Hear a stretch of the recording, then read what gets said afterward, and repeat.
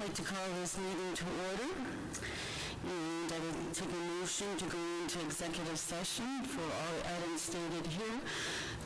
Updates and negotiations for RHA Teachers Chapter in the fourth quarter grievance report, pending litigation regarding the pilot recapture, potential federal mass tort litigation regarding vaping, settlement of pending litigation concerning the student matter, and candidates for the special education director position, and Roth Junior High School and Senior High School assistant principal positions. I'll take that motion. I got Scott, and second by Jennifer.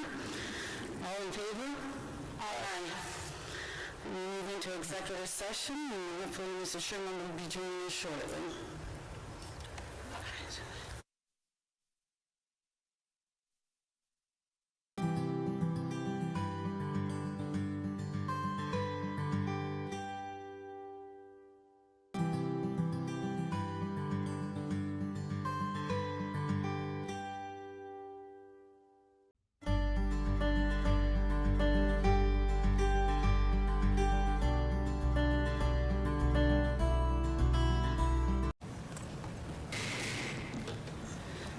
Reconvene this meeting. And if you're able, please stand for the Pledge of Allegiance. I pledge allegiance to the flag of the United States of America and to the republic for which it stands, one nation, under God, indivisible, with liberty and justice for all.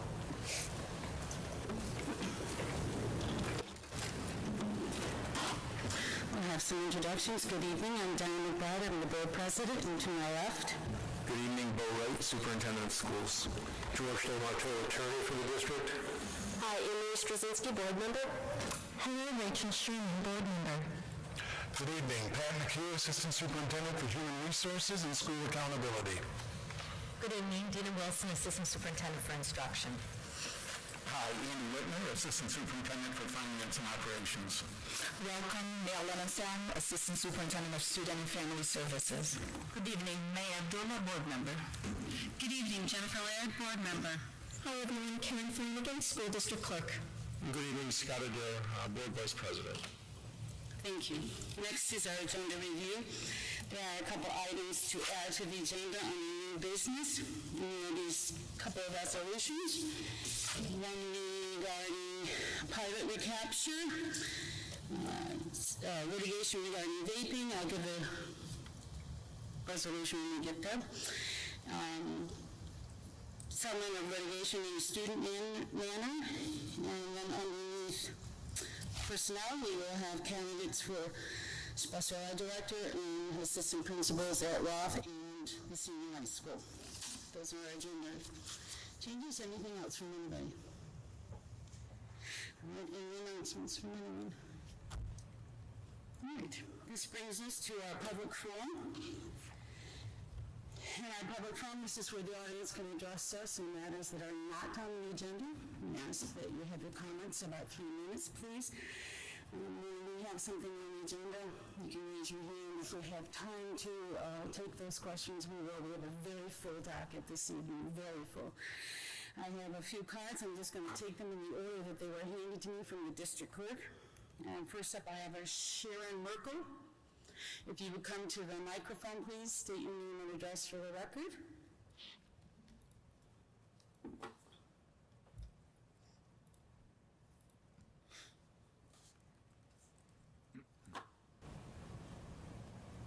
Hi, everyone.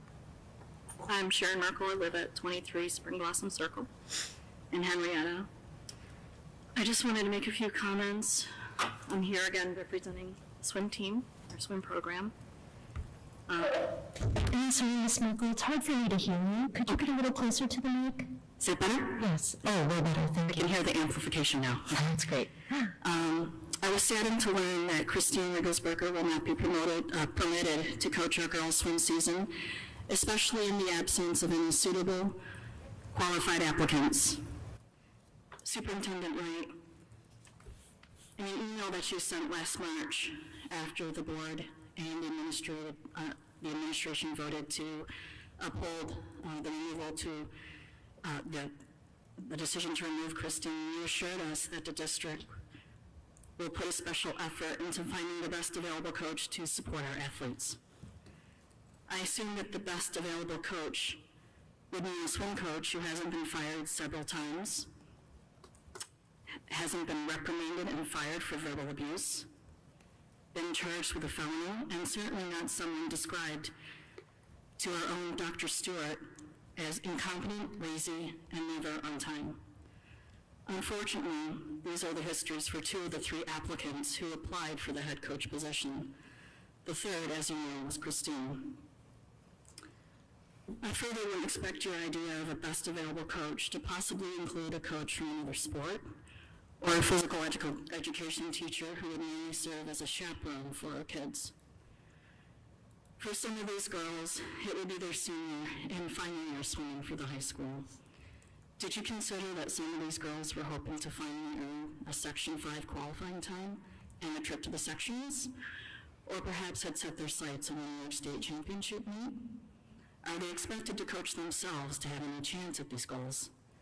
Christine spent her free time writing specific practices to help every one of our athletes have the best possible chance at achieving their goals.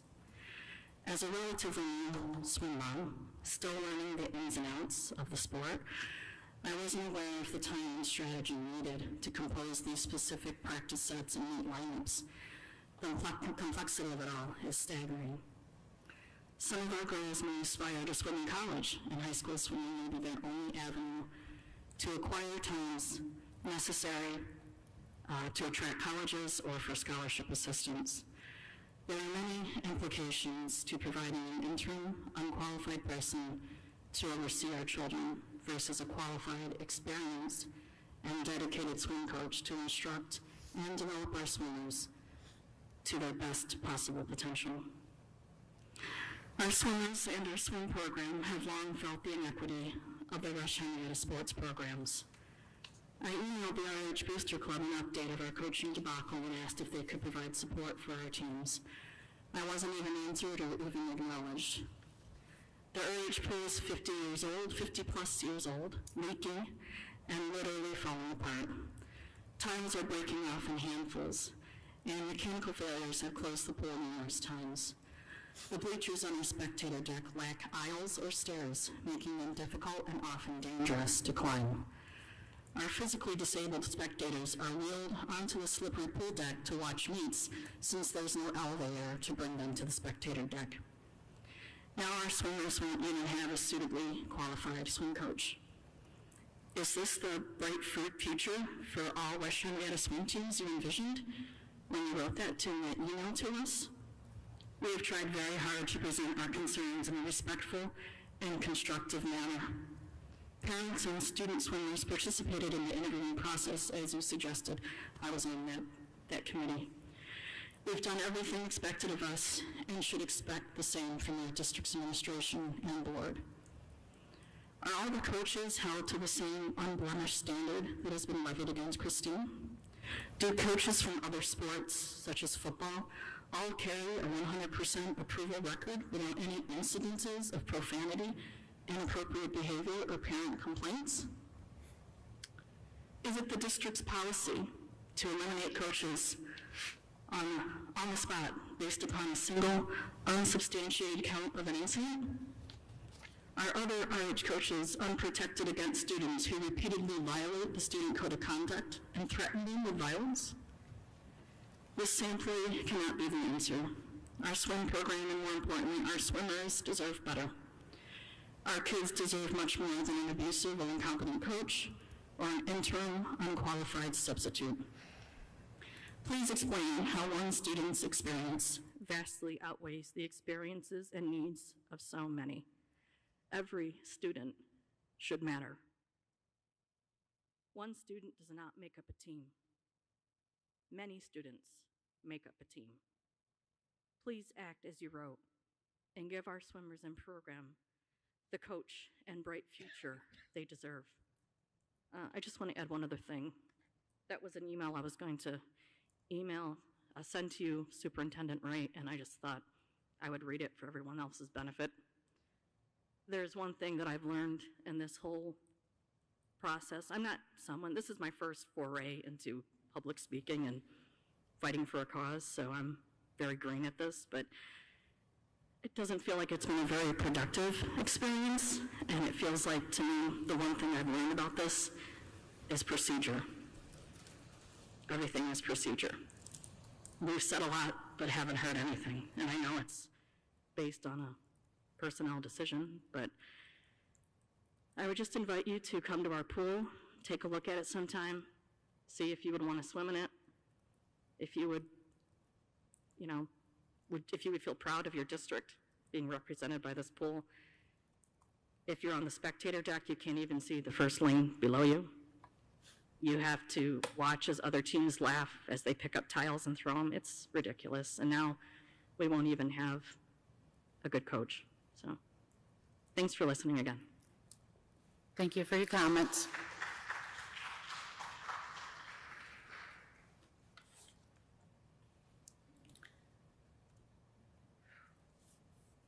All right, the next card I have is Carolyn Lewis.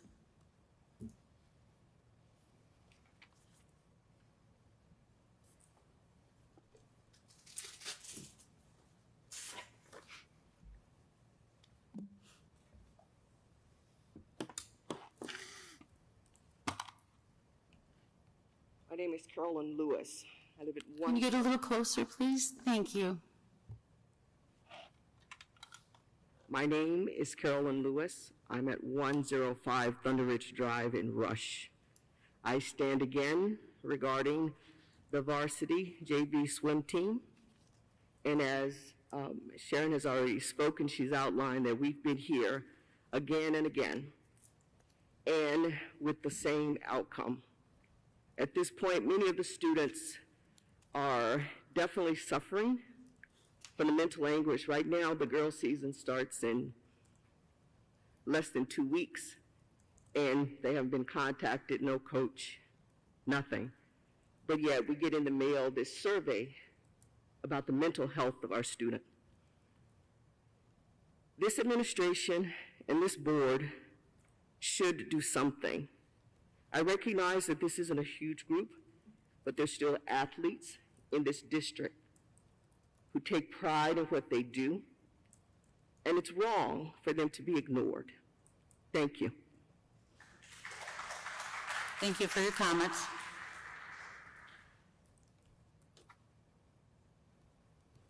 The next card I have, it looks like Alicia Guntram. I apologize if I said that wrong.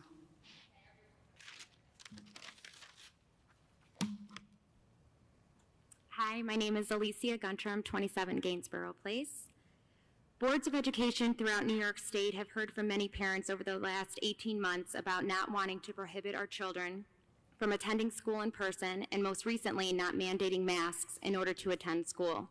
I know that many of the board members are trying to follow the science and do what they think is right to keep our children safe. It's hard to believe 18 months into this and we are still having a problem. And I would suggest the reason we still have a problem is because we're doing things that are not useful, and we're getting our sources of information from the Commissioner of Public Health for Monroe County and the CDC, who are constantly changing their recommendations. The science seems to be changing daily. There have been many studies that have demonstrated that masking is causing more harm than good for our children. There are also studies that show masks are ineffective in what we are trying to achieve. Not to mention that according to the CDC, it is classified as an EUA. Masks are experimental. We don't really know if they work. That is why the guidance is constantly changing. Why masks in school but not a store? It doesn't make sense. If you aren't, I know you aren't scientists and thought it was reasonable to listen to the CDC and the Commissioner of Public Health for Monroe County and our almost former governor.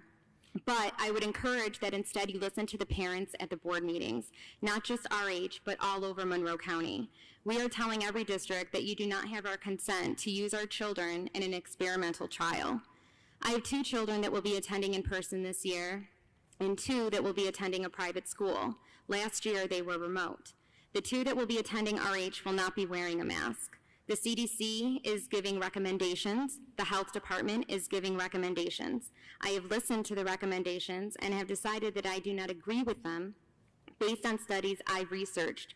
For the sake of time, I will not get into them. However, if you are interested, I will gladly share. I have all your emails. Therefore, I recommend that masks be optional for all students. If you feel safe wearing one, that is your right to do so. Remember, recommendations are just that, not a law, regardless of where they come from. It's not proven that this virus is spread by those not wearing a mask. There is no mandate that New York State districts have to follow. This decision falls solely on you. With that being the case, I have spoken with my attorney regarding my legal rights as a parent and my children's rights. I have been advised that there is no law to make my children wear a mask. It is illegal to segregate. You may not remove my child from the classroom because they aren't wearing one. Please reference Brown versus Board of Education. Separate is not legal. I think you all know that you can't make it a law. However, you may be contemplating on making it a rule or a requirement. If you choose to implement masking for all, then you are subjecting my children to an experimental trial that I do not consent to, and that is illegal. Also, what does this say to our children? If you want an education, then you must submit to an experimental trial? That sounds like a threat to me. I am, and many parents throughout Monroe County are kindly asking that you allow parents to make the decision on whether they wish to send their children to school without a mask or not. The government and schools have no place in making parental choices for our kids. When we start allowing that to happen, we are handing over our God-given rights that our country was founded on, and I will not allow that to happen. So please hear me when I ask you to please do the right thing and make masks optional. Thank you.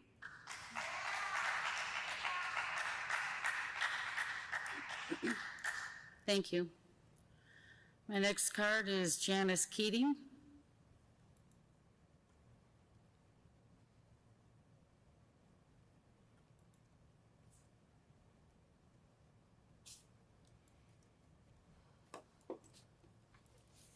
Janice Keating, 48 Harrier Circle, Rochester, 14623.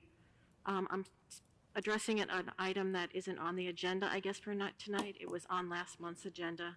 It had to do with special education and the Remote Learning Academy and the opportunity that it was going to be offered again this fall. So you could either do remote or in person. And I wanted to speak on behalf of my grandson, for whom I'm the caregiver. He's 13, he's going into 9th grade, and he has a 504 plan. Something that I want to make sure is not lost in making sure that children who do excel and do well in all different kinds of learning situations, and those who are on the special education spectrum also do well. I want to make sure the children in the middle, the 504 children, and people and children like that have their needs met. Remote learning last year was a real struggle for us. He would sit in front of the computer for 6 hours and never move. He paid attention the whole time, every time I checked on him, and yet at the end of the day, he was unable to tell me what it was that he learned, what it was the teachers talked about, if he had homework, when his tests were. I think most of the time he just sat there and looked at the computer, and I don't really think a whole lot of it sunk in. I think it was kind of more of a mesmerizing thing. At night, we would have to go over all the work that he didn't kind of get during the day.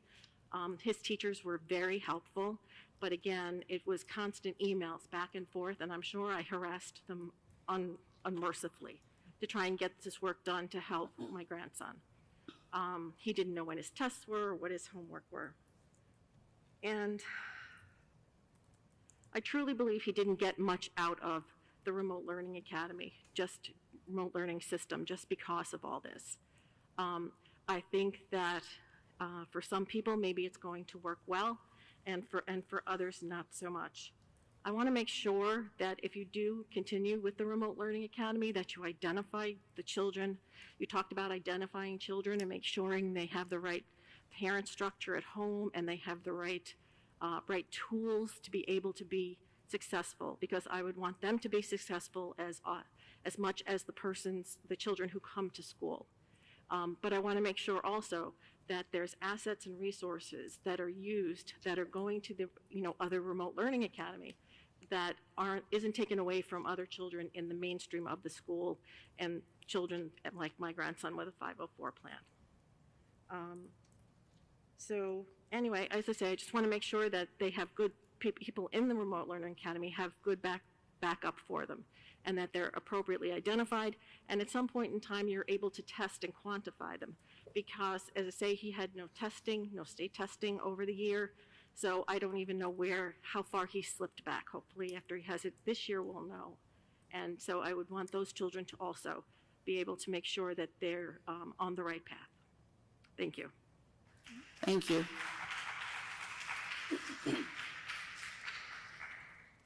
The next card I have is Joanna Duffy.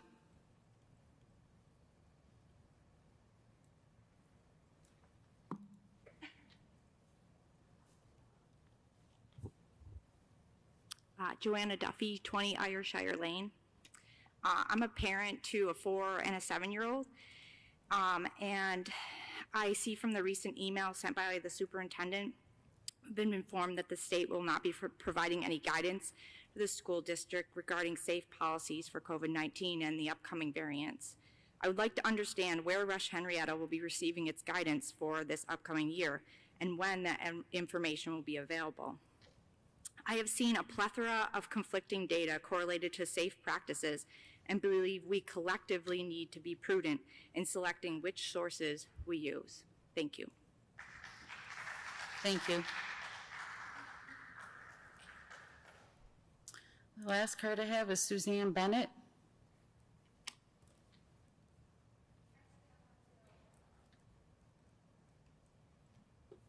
Diane, excuse me, you should have one for Wendy Wilson as well.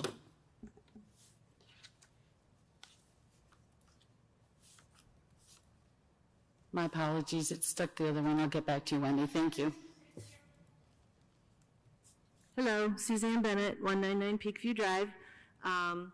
It's been 5 months yesterday since I first spoke before all of you guys on our swim coach situation. I do have an update for you. I think we all deserve that. I got a phone call from the athletic director just about an hour before I had headed over here saying we do have an interim coach for the girls' season. Girls, can you wave? Hi. We have 3 of our swimmers here, 2 rising seniors, 1 rising junior. All 3 of these girls have been on the JV varsity swim team since 7th grade. An interim coach, okay, we'll have a season. It's not ideal. Our swim program has been decimated. We had 30 girls in 2019. We had 15 girls last year during COVID when we had hybrid and remote students. We have 6 girls. Now, there's half of our team right there. But they deserve a season this year. The interim coach is a past assistant coach that we've had. She was the assistant coach last season, actually, and I think for the past 2 seasons. She had time conflicts. She was not able to get there very often. She still has time conflicts. She's not going to be able to get here right after school, so that's something we got to work on. Again, not ideal. I do believe that this former assistant coach played a major role in the complaint that was maybe lodged against our former head coach, because she wasn't there, because the head coach had to deal with so much stuff that wasn't swimming, because she was by herself. And I find it a little mind-boggling as to why we can hire back one former employee, but not another, because these 3 girls, the other 3 teammates, and then the boys' team, all deserve the very best that we can provide. And there really is no other choice out there, obviously, which is why we have an interim swim coach. But there is a coach that is qualified that was out there, so just like to leave that in your mind. The other thing that I did want to address, these girls are here. My daughter in the back got her wisdom teeth out this morning. She's here because it is that important to her. When she was coming out of her anesthesia, she looked at a picture on the wall. It was the Colosseum in Rome. She and I were supposed to go to on the Italy-Greece trip this summer. which didn't happen because of COVID. She feels like so much has been taken away from her, and quite frankly, she kind of blames the district. As she was coming out of her anesthesia, and she sees this picture on the wall, there were some choice words that came out of her mouth. Filters are off. They happen to actually be in Italian and in Spanish, but I think that they totally expressed her disappointment, her abject disappointment in what she feels has been taken from her. I have actually sent out an email to Dr. Schaefer and the counseling office, and I included Dr. Witt as well. These girls need to be able to sit down and talk in a professional way. They have a lot they need to say. They have a lot they need to work through. And I believe the boys do as well. I think they deserve that. Thank you. Thank you.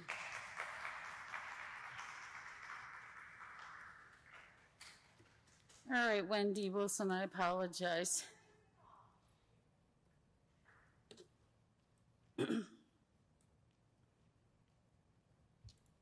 Thank you for the opportunity to share some thoughts with you regarding masking in our schools.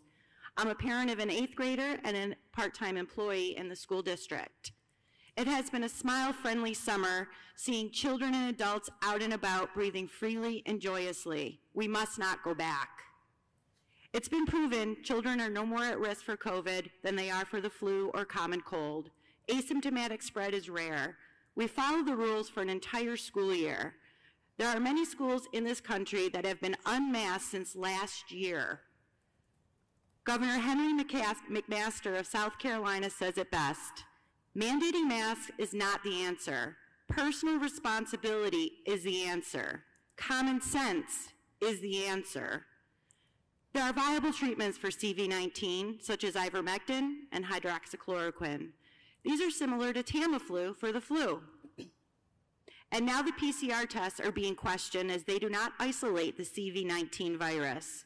According to the CDC, July 21st, 2021, these emergency use only tests will be discontinued at the end of this year, and labs have been instructed to identify an FDA-approved test to utilize. The COVID particle is so small it goes right through masks. A warning is listed on the disposable mask box that masks do not prevent the spread of COVID-19 or other viruses. Cloth masks offer even less protection. And where do these cloth masks end up at the end of the day? The car floor? The bottom of a book bag? How clean are the kids' hands when they remove the mask or fiddle with them all day? Are cloth masks really washed per CDC guidelines every single night? Why aren't these masks treated as biohazards with proper containers for disposal if they are supposedly full of contained COVID virus?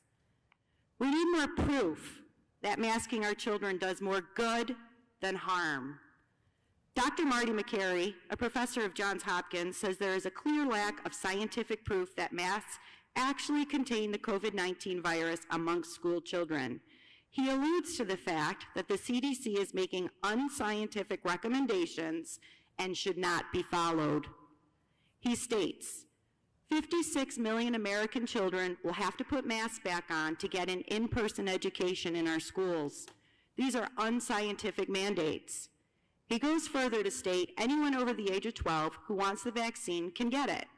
Our vulnerable population is protected. Dr. McCary points out that masking children in school can have a variety of adverse effects. Dermatological reactions, fungal infections of the mouth, lungs, and digestive tract. Children can't see due to eyeglasses, increased eye infections for eyeglass wearers. Masking alters kids' breathing and can cause development issues such as mouth breathing. 40% of anxiety cases are due to changes in breathing pattern. Children lose human connection because facial expressions are muted. Kids can't visualize the pronunciation of words with masks on. Don't go back. I urge you to dig deeper and follow and allow freedom to choose in our schools. It must be parents' choice to mask our children or not. Thank you.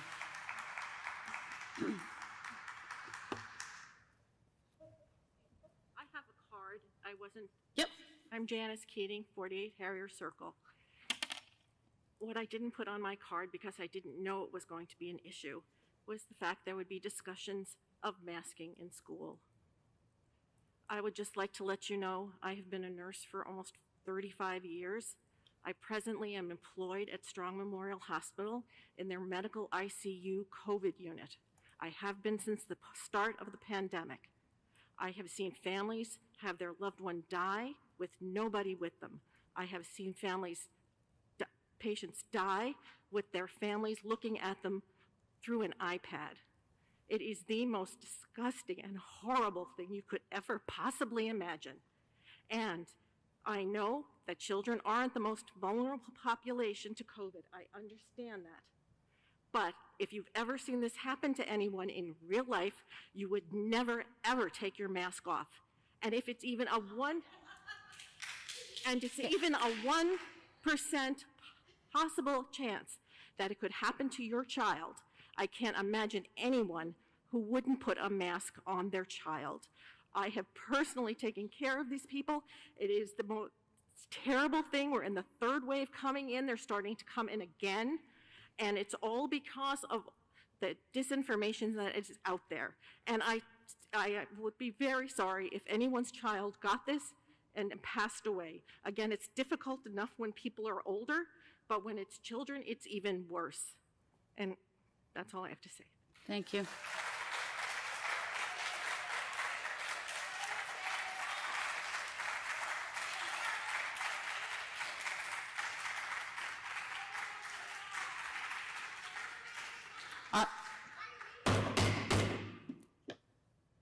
You've each had an opportunity. That was her opportunity. If you want to have that conversation with her, you can take it into the hallway.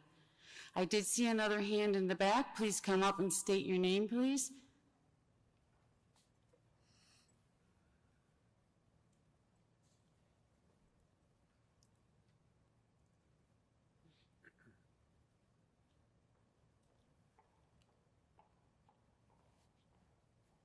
Grace Stengler, 1505 Crittenden Road.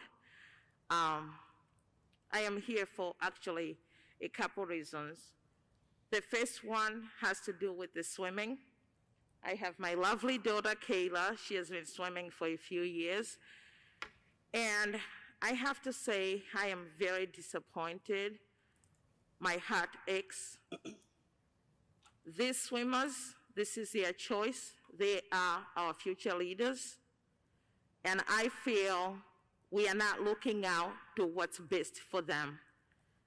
Like one parent already said, we have one child that was affected by what happened with Coach Chris, but the rest of them are suffering. I am a leader myself, and I understand the importance of looking at everything that's put in front of us before making that decision. I appreciate you all for what you do, but I wonder if you're really listening. Are you listening to us? Are you listening to understand? Are you listening to what our swimmers' desires are? Are you listening to what they deserve? Are you listening to what their future is and the impact of swimming? Are you listening or understanding that for some students, this is what keeps them happy, calm, maybe getting them out of other things they could be doing?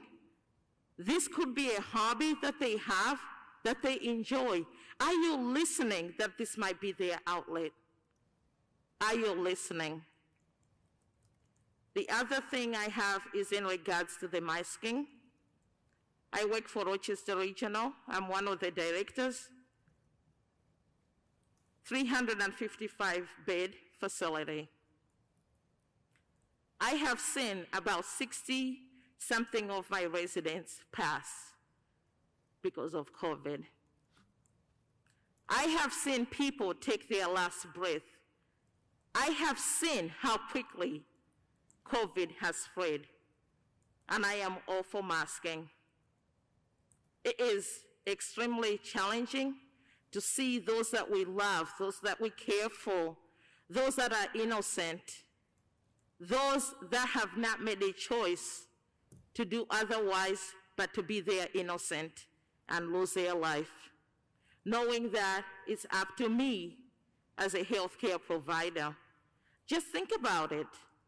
Even in a healthcare setting where we are doing all of these things, still things have happened. I can't even imagine sitting there and not doing anything at all about it. I can tell you, based on my understanding, based on my experience as a healthcare provider, masking is what has saved some of my residents to this day. So I am all for masking. That's the right thing to do. Thank you. I'll let my daughter speak. Hello, everyone. My name is Kayla Dengler. I live on 1505 Crittenden Road. And I would just like to bring some light to the diving section of our team. And I just wanted to let you all know, well, most of you know this already, and I mentioned it in a previous Board of Education meeting, the one that one of our parents mentioned was 5 months ago. You all know we lost our coach, the heart of our team, Coach Springmorrow, a couple of years ago. And she worked hand in hand with her son, Coach Ricky. And he's a very reliable, we trust him, he's been our coach, he's worked, like I just said, with Coach Springmorrow with us.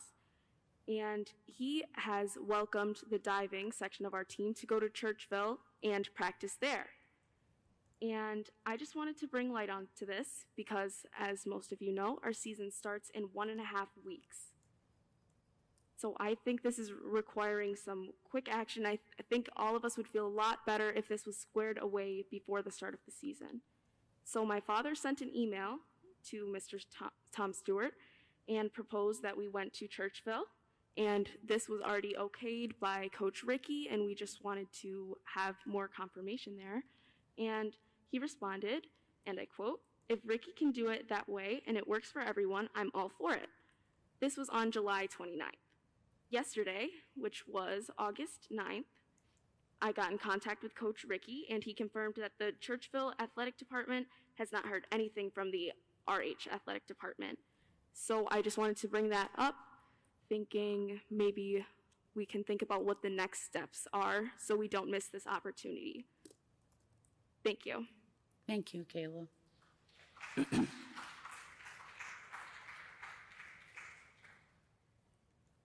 I see a hand here in the audience, if you would come up to the microphone.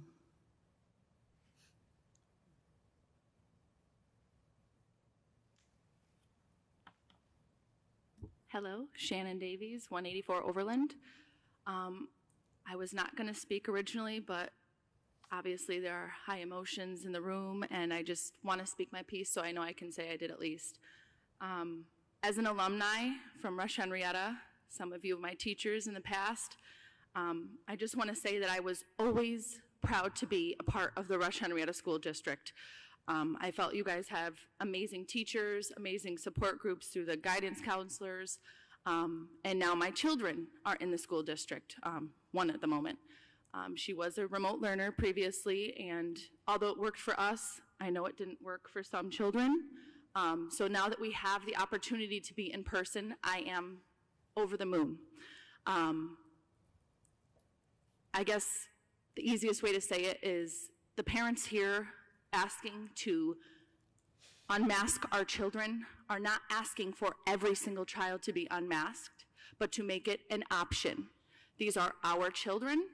If you feel that your child should wear a mask, have them wear a mask. But as the parent of my child, I believe I should be the one to give the say for that. And if you want us to have our children wear the mask, please show us the proof. Show us the hard proof on paper, not just what your heart says. Again, I want my child to be proud to say she went to Rush-Henrietta and all of the children, here on out. So, thank you. Thank you. All right. does not appear there is anyone else to speak during the public forum. All right. Then we will move on to our consent agenda items. I know all of us have been making notes of what you're saying, and it's not something we will comment about right now, but we have made notes. All right.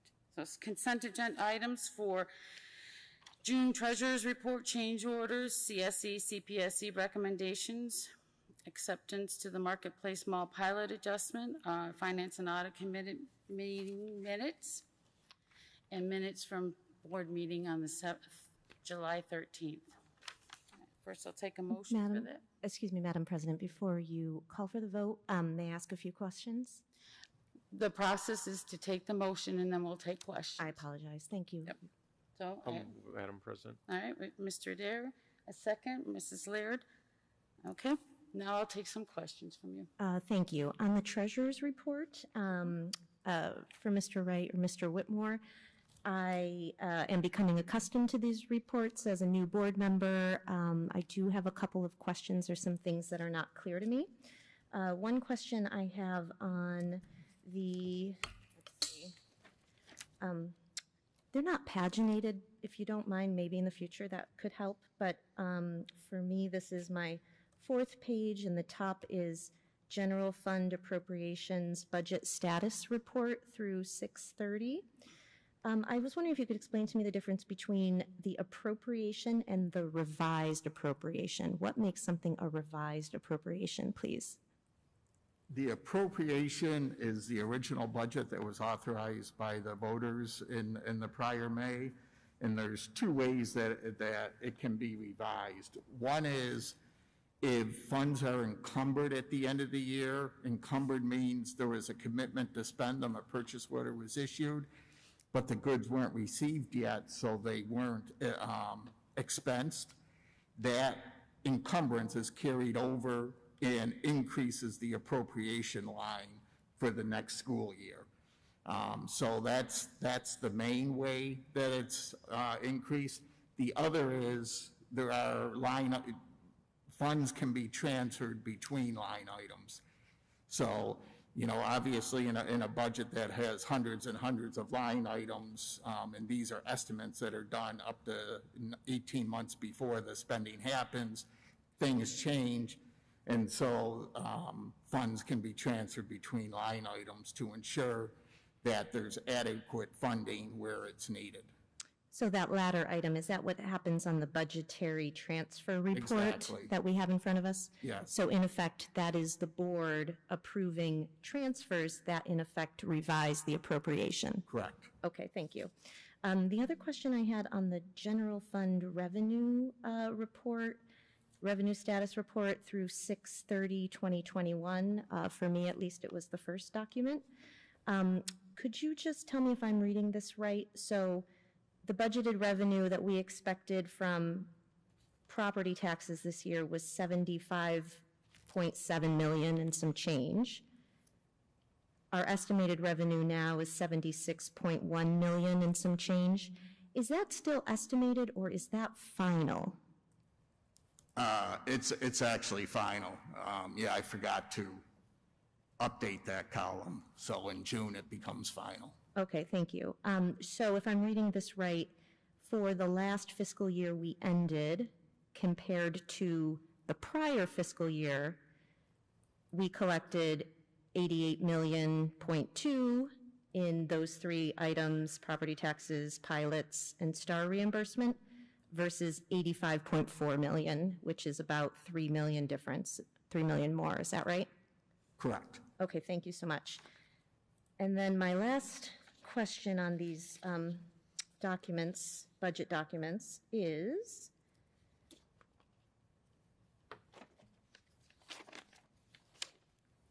okay. So for me, this is my 5th document in. It is the General Fund Appropriations Budget Status Report through 6/30, and it's the instruction area. So in instruction, which includes teachers, regular school, students with disabilities, and the like, the revised appropriation for the year was 72.4 million and some change. The final expenditures, so I guess I'm going to call it final, not year-to-date, right, because this is 6/30. The final expenditures were 66.6 million, which meant we didn't spend about 3.6 million in instruction that we could have. Correct. Okay. So can you explain to me from the difference between the appropriation, and I'm sorry for everyone playing at home, we do have a budget book somewhere if people want to follow along, but the appropriation for the year is 70.5 million. The revised appropriation went up by almost 2 million, and yet we left 3.6 million unspent.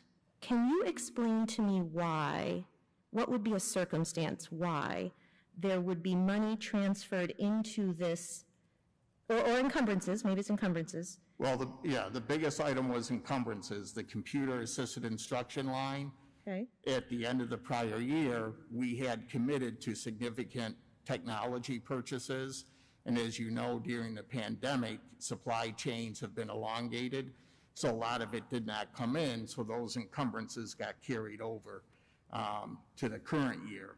And something similar happened this year. We committed to purchasing items that aren't available, or the lead time went beyond June 30th.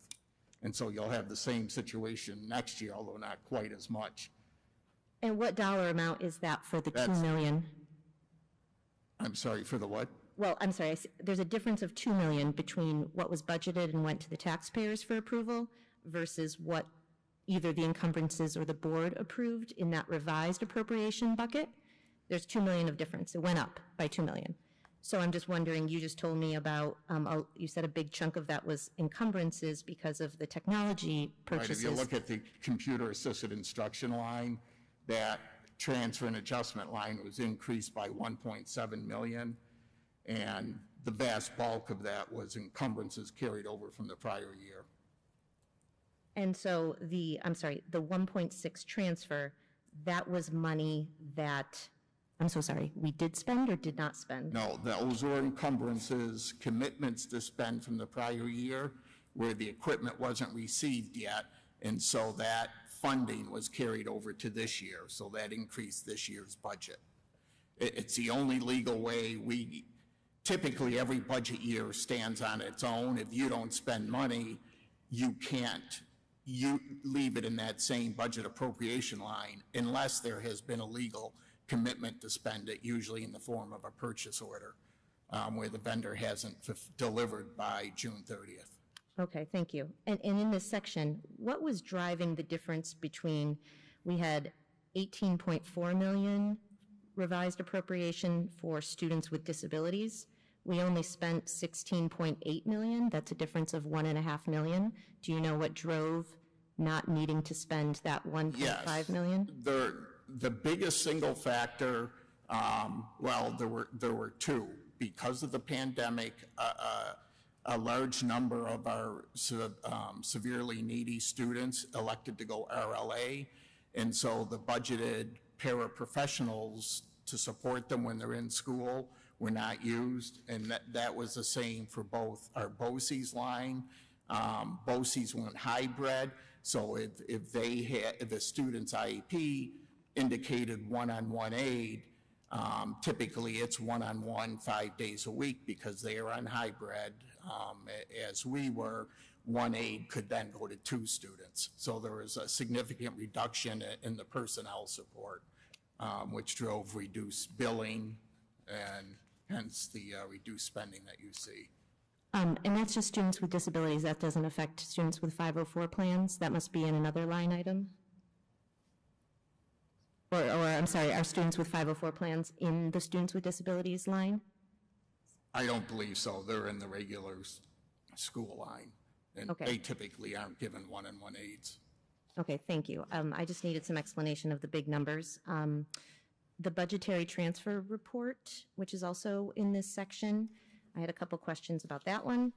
And the questions there are on the first page for the budget account fund Winslow basketball hoops, school lunch deficit, and bus purchases. There's a $670,000 transfer to capital bus reserves, I think, reserves. Was that a part of the budget that went to taxpayers, or is that a part of a revised appropriation to buses? The original appropriation that went to taxpayers did not include the $670,000. We had a budget proposition asking the taxpayers to approve $2.4 million worth of buses, which they did, and the proposition said it would be funded through a combination of general fund expenditures and bus capital reserve.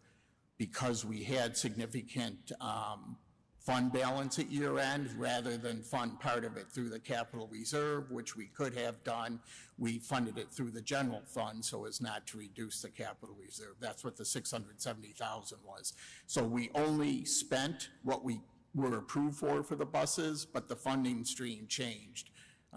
We had budgeted the $1.73 million out of the general fund with the intent we could take the rest out of the capital reserve if needed. But oftentimes we do end of the year with a surplus, and we request approval to use general funds then. And I'm sorry, you're requesting approval tonight because this is on here tonight. Yes. Okay, thank you. And the proposition you're referring to, was that in June of 2020 or was that in May of 2021? It's May of 21. And did that apply to last year's fiscal? Because all these, well, maybe I'm wrong, but this applies to last year's fiscal budget, right? The year-end 2021. Right, but we have to fund it the year the voters approve it. So the voters approved it in May of 21. Okay. Okay. Oh, I learned something new. Thank you. I didn't know that.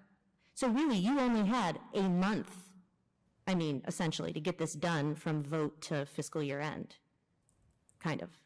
For the voter approval, right, to purchase the buses, but that has been a standard line item.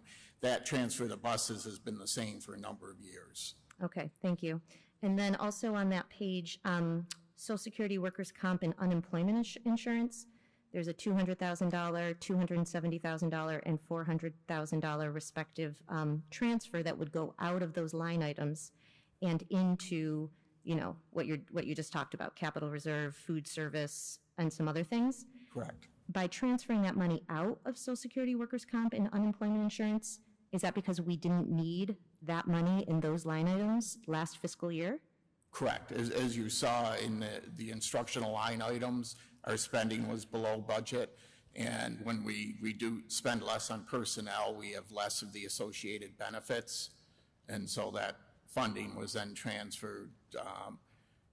Two things: the board in June had approved making up half of the food services deficit we incurred last year, and then the transfer to capital for the bus purchases. Okay, thank you. On the next page, as a lawyer, sorry, you guys know I can't gloss over legal expenses without needing to know a little bit more. You're proposing a $30,000 transfer into our legal expense budget. Can you please tell me what would be the total year expenses on legal expenses then for 2021? I don't know that off the top of my head. Okay, and my calculation is about $240,000. Does that seem right? It could be. I don't know. And that the original budget was something I believe I like sent you that information earlier. Yeah, the original budget something like $70,000, $80,000. Could that be right? I don't know. Okay. And lastly, on finances, thank you everyone for indulging me these questions being new. Maybe as time goes on, I don't have as many, possibly. On the last page of the that same report, cover negatives at state function stat object summary level. I'm sorry, that's foreign language to me. I don't understand that. I'd like to. And then you have some significant dollars that are flowing out of teacher salary, TCHR salary and admin salary. Would you mind just explaining me the reasons for those outflows? By law, we cannot end the year with a negative in a function code in the budget, and the function codes are what you see in the treasurer's report. And so that's where we talked about earlier, because we have hundreds of line items. We, if there's some that are negative, then we look for items where there's positives, where there's underspending, if you will, to fully fund the lines that are being overspent. Okay, so in this framework here, BOCE services and TCHR substitutes was negative. And you moved money to those line items from areas that were going to end up in the black. Am I understanding that? Yes. Okay. For those function codes. Overall, our BOCE services were very favorable, but within function codes, those function codes were slightly negative.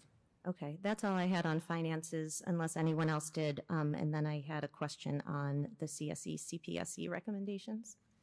I would just like to add, I do know the labor-intensive process that the finance department does have to go through at year-end to get all this stuff buttoned up and closed up before the auditors come in, to make sure that this is probably the most extensive report we get all year based on all of the juggling of numbers around at that point in time based on state law, what have you. But certainly hats off to the entire group for getting this stuff done and getting us to the point where the books are closed for 2021 and ready for the auditors to come in. So and actually, the audit is completed. Great. Oh, yeah.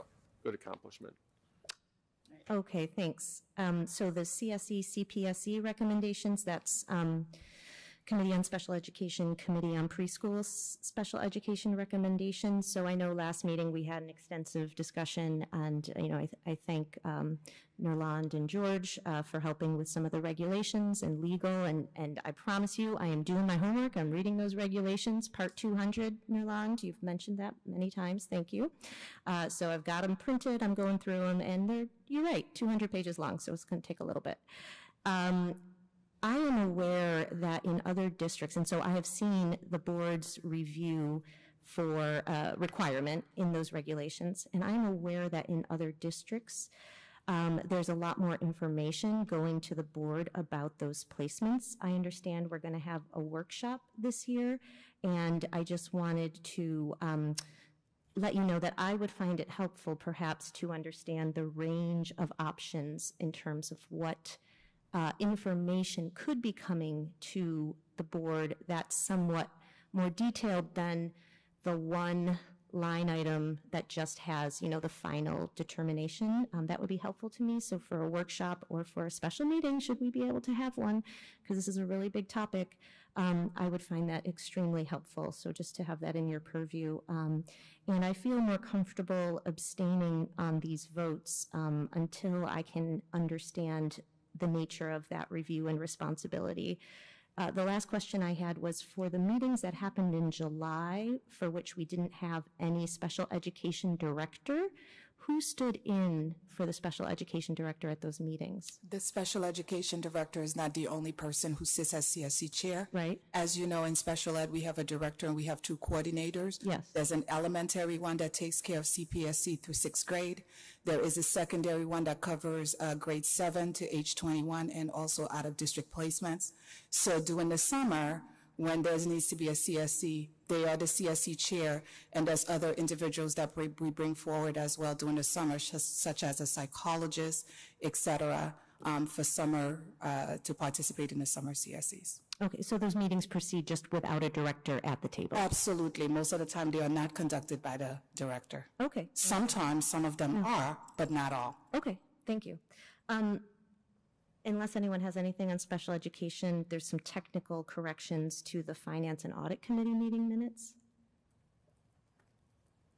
Okay, unfortunately I missed the Finance and Audit Committee meeting meeting, which is open to the public, and I would have liked to have been there and listen, and I'm sorry I wasn't, but I did read the meeting minutes with interest, and I do think you might want to make a technical correction because committee member Pam Reinhardt was marked as absent, but the minutes say that she made a suggestion to a change to the RFP.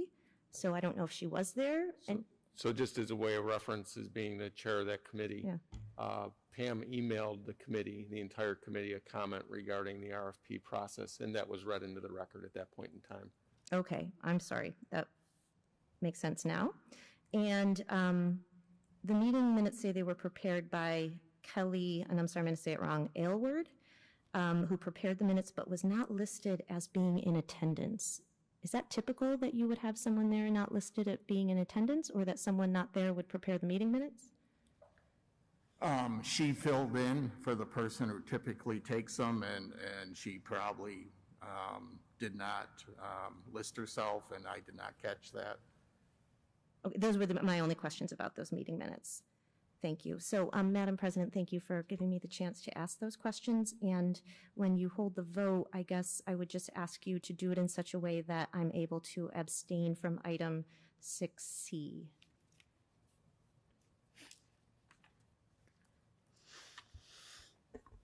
Okay, so we had a motion to accept consent agenda items in a second.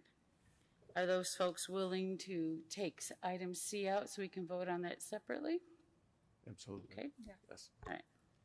So we'll pull that out and we'll come back for a motion on that. So the motion will stand as items 6A, B, D, E, F, and G. All right. All in favor? Aye. Aye. Any opposed? Any abstentions? Okay. Now I will take a motion to accept 6C. Anne Marie and Mrs. Laird. All right. All in favor? Aye. Any opposed? Any abstentions? Yes. Okay. All right. So that's 501. This brings us then to personnel actions. We'll take a motion to accept. And that includes the addition of 28 and 29. I'm Mrs. Straczynski. Mr. Adair. Any other discussion? All in favor? Aye. Aye. Any opposed? Any abstentions? Motion carries. This brings us to our fund balance and tax warrant portion. And I will turn it over to Mr. Whitmore. All right. As Mr. Dare just mentioned, July is when we're busy closing the books, and we have the auditors come in to do their external audit, and we're also developing the tax rate. So I just want to ask all the board members to stay at the end of the board meeting to sign the tax warrants. So they are if you approve tonight, they're ready to be signed. But basically, in the June meeting, we do a estimated fund balance forecast and then get board approval of how to disposition the fund balance, if there is any, because the timing is very tight on when we set the tax levy, have this board meeting, and then the information goes to the county so they can produce tax bills. So basically, this week is our the week we have to set tax rates. But as you can see, with the pandemic, this was another abnormal year where we had a significant fund balance at the end of the year. We always have a decent fund balance. We typically appropriate some for the following year, so that way we can reduce the tax levy. And so the first amount is the $2.6 million. We did budget $1 million from the retirement reserve last year, so we asked permission to replenish it, and the board in June endorsed that. They also endorsed $800,000 to the TRS retirement reserve. That reserve is fairly new. It was just established in law a few years ago, and there is a limit about how much we can transfer into it, and $800,000 is the limit. So we did max that out, and we do retirement reserve and TRS reserve because those are areas, if we ever have a very tough year financially, we can pull that money out. We have budgeted TRS and ERS expenses in the budget, but if times were very tough, we could utilize reserve funding to offset those expenses. So we do like to build up those reserves. And then we established an insurance reserve. The board authorized that in June. We transferred $1.5 million. And really, that's a non-insurance reserve. It's to cover expenses, liabilities that may be incurred where we don't have insurance coverage. So the board authorized establishing that. And then the board had also, last year at budget setting time, we received much more state aid than we anticipated when the budget was set. So some of it was used to reduce the tax levy. We used $2 million of the incremental state aid to reduce the tax levy. Typically, we go to the tax cap maximum because that becomes the floor for the following year when the inflation rate is applied. This year, because we had so much, we had extra state aid coming in and the economy was tough for our community, the board took $2 million of that and reduced the tax levy and committed to a flat tax rate to the community. And so what you'll see in tonight's proposed tax rates is basically, it's actually down 0.7%. So the true value tax rate is low now as it was 10 years ago. 10 years ago was the last time we were under $19, and the true value was under $19 again this year, so it upholds our commitment to the community. And so the remaining fund balance we propose putting in the 2020 capital reserve. Later tonight, you're going to hear a proposed capital project. You heard the swim team mention concerns about the pool. It's an age pool. It costs $25 million plus to replace it, but we certainly could update it. So there's lots. Most of our schools were built in the 50s and 60s, so there's lots of money we could invest in them. That's why we recommend putting the remainder of the excess fund balance in the capital reserve. So any questions regarding that part? So just a point of clarification, Andy, because you covered a lot there. And I feel like we covered more than just item A, so I'm not exactly sure if you are going into item B at this point, or if that was just what you were going to say for item A. No, item A really leads into the others, and so that is the highlight for the other sections, but you're right, that really covers B, certainly in the amount of detail I would have. So I do have some questions regarding item B, and I certainly, would this be the right time to ask questions? Oh, I'm sorry, if you're going on to B, I did have A questions. But is that okay? Yeah, absolutely. From my perspective, it is. Well, the A question just for me is two items, I think. One is that you provided a very similar memo to this board June 22nd at the board meeting. I wasn't on the board then, but I read all board materials. And at that time, your recommendation, which was approved and adopted by the board, was approved and adopted by the board. Can I ask, why are you coming back? What are the changes, the things that... This is really just to provide, it's an estimate in June. The state requires us to get board approval of how to disposition it because it applies to the fiscal year that ended June 30th, but the books in reality are not closed for another month. We don't get final numbers, and so this is really to provide the board an update. Quite frankly, it would be very hard to adjust these numbers at this point, but it's the opportunity to give the board the final numbers and where they were. Okay. Well, I don't know why you took the vote then, but there are some differences between then and now, which is the transfer that you're proposing to the capital reserve is to the 2020 capital reserve, not a 2016 capital reserve, which is what your June materials said. Why that change? Because the 2016 capital reserve has been maxed out, so we're not able to contribute any more to it. The voters approve a level of capital reserve, and we're not allowed to go over that. So the 2020 is where we had capacity to put funding in. Okay, so now I understand. You do need a different vote. And what's the 2016 capital reserve fund at now, the balance? I believe it's roughly about $4 million, but Okay.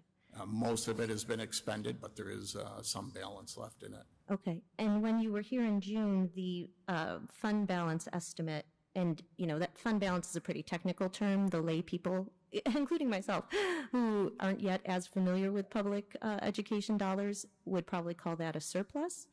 The surplus that you had at that time was just over 13 or so million, and now it's 21 million. Just what's driving that 7 million more in surplus between then and now?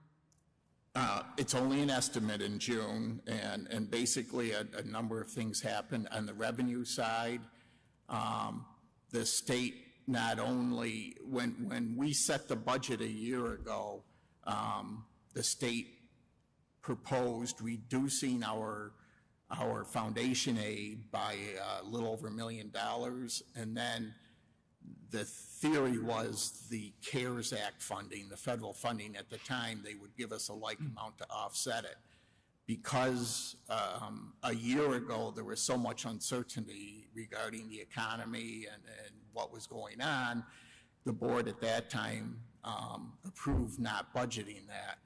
What happened when the state finalized their budget, which we did not have the information when we did our forecast, was not only did they not take away they did not take away the foundation. So not only did we have the CARES money, which became a surplus, they also did not reduce our foundation aid the way they had said they would the prior year. So there was revenue increases. We had state aid amounts are based, half of our state aid are based upon estimated expenses. And in June, we receive a significant amount of the state aid. We don't have that information when we're preparing our forecast. So we had additional state aid beyond what we had forecast. And sales tax, we did not know at the time what was happening with sales tax. When we set the budget, things were dire, everything was shut down, so we had reduced the sales tax budget. As you know, it bounced back a lot, and so we received significantly more sales tax than we had estimated. And then on the expense side, there were certainly, we don't know in June what the final numbers will be, and there was favorability on the expense side as well, some of which you pointed out. Okay, thank you. I'm good on 7A. Thank you. Okay, good. So 8B, just to make Sorry, sure we're on the 8B. right item, yeah, and Rachel had referred to 7A, so I understand where the 7 came in from a confusion standpoint. So just going to backtrack a little bit, Andy, and I apologize for this, but 8A is just an update to where you were from the June presentation that you provided the board. There wasn't a resolution passed at that point in time. That's where you thought the finances were going to finish the year. That was just sort of your estimate, right? Well, there was a resolution to approve the funding of the reserves, and the resolution stated any differences, because it was just an estimate, would be applied against the capital reserve. Okay, thank you for that clarification. That's where I was a little bit confused, so thanks, I appreciate that. Moving to 8B, I appreciate all the information that you provided, both you and the superintendent provided me on Monday regarding some of my questions, which in hindsight were pretty elementary from that perspective, and I certainly appreciate the promptness as to what you got back to me on. Just, I'm questioning the large transfer into the 2020 capital reserve. And my reason for doing that is primarily flexibility. And I understand, based on that communication, that once we put that money into the capital reserve, the voters authorize us to be able to spend out of that capital reserve. And I also understand we have a presentation coming up later on that's going to identify certain capital projects that we have where there is a need for this money. However, capital projects are long-term items that can be financed via debt if that's the way the district chooses. with an interest rate component to it, and I understand that part of it. But I'm looking to try and figure out if there are any additional reserve funds that have additional flexibility beyond what we've identified in this particular resolution. And and apologize for my back history, but where my head went to was the tax certiorari reserve. It seems like we always have identified tax certiorari cases in this town that wind up becoming problematic to budget for from a timing perspective. And it was always my recollection that the board can establish the tax certiorari reserve, and the board can then say the tax certiorari reserve is overfunded, I'll call it, because a case didn't materialize. That's where I could be dead wrong, and I just would like a little bit of clarification on that. It can declare it's overfunded, but it has to go to another reserve then, I believe. So you can't just, okay, it's overfunded, let's put it back in the general fund so we can expend it on something else where we have a need. So could I use it to offset a future property tax levy? If that was, so if we got to the end of next year and I'd put $2 million, and I'm just using numbers at this point in time, $2 million into the tax certiorari reserve, and all of a sudden realize that that's too much money in there, reduce it by $1 million, could I offset that to the tax levy next year and allow myself that flexibility? Or we could, but we could also, that's why I like the retirement reserves, we could basically offset some of the budgeted retirement cost. Whereas tax certiorari, there, as you know, there are limits, and it can only be for the trailing 4 years outstanding cases. And we do have reserved 40 to 50% of the outstanding cases, so it is a comfortable reserve. Okay. The insurance reserve, I think, provides similar flexibility to what the tax cert was, so we have that. But the retirement reserves provide the most flexibility. But with any, just about all the reserves, the board can dissolve them, but put them back into another reserve. Whereas the retirement reserve, we know we have expenses in the general fund, so we could budget to use the reserve. As you know, reserves can only be used for their intended purpose. Yeah. So. And if I remember correctly from the email regarding that stuff, I think the teacher's retirement reserve was effectively fully funded for this year already, so there wasn't any capacity there. I don't remember, I do remember a healthy number in the employee's retirement reserve. Yeah, right now there's about 2 years worth of contributions in that reserve. Okay, so is there additional flexibility there to fund that reserve? We could, but the other thing we do have, which we've never had before, is the federal stimulus money. So that's the funding that's immediately available, and we don't have the general fund expenditure cap that we have. If we identify reopening needs, remedial needs, that funding, a lot of those funding that you're looking for flexibility, we can tap. That's why the reserves are there. Okay, so that's probably over in like a special aid fund then, is that? Yes, exactly. Okay, great. Thank you very much for that. And again, just trying to recognize the fact that we did have a significant change as far as what we thought our fund balance was going to be at the end of the year. I do know that we have, I mean, based on the list that's in the board packet, a number of capital projects coming up that folks from the administration would like to get moving on, I'm sure, as well as people in the audience would like to see us get moving on some of them. I'm sure of that as well, based on some of the comments. And just trying to figure out if putting all of this into the capital reserve is limiting some of our flexibility with that money. Now, the last question I think that I have regarding this would be, is there a way, because once we vote on this resolution, effectively, it's done, and you're moving forward and pushing the money where it needs to go. Quite frankly, in reality, the books are closed, the audit's done, and it was based upon the direction in June. So you raise very valid questions, and in the fall, we'll provide an overall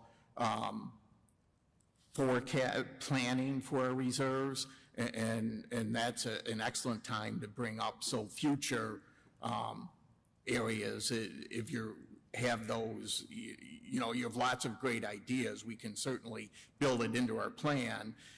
Unfortunately, because we have to close the books and then do our state reporting, this meeting is after the fact, so basically we go what the board in June approved, and that's what was approved. So it's not to say you don't have very good points, you do.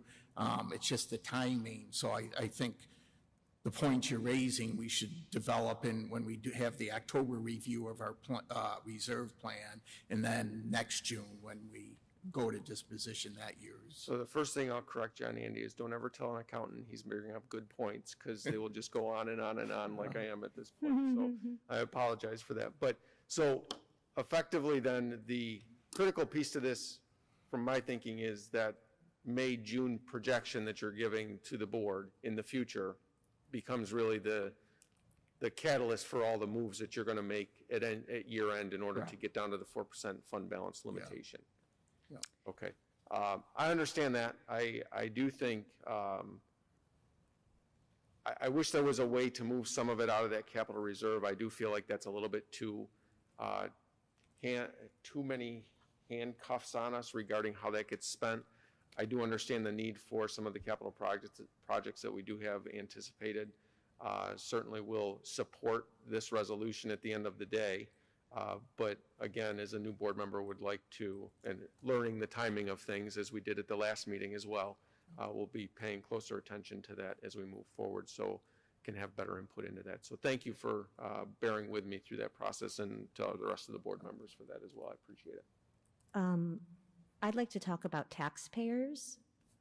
As an elected board member who represents the community, there's a significant number of people in this community who are taxpayers. Andy, do you know how many, by the way, property taxpayers? 10,000, more or less? No, I believe it's 14,000. Okay, that's a lot of taxpayers.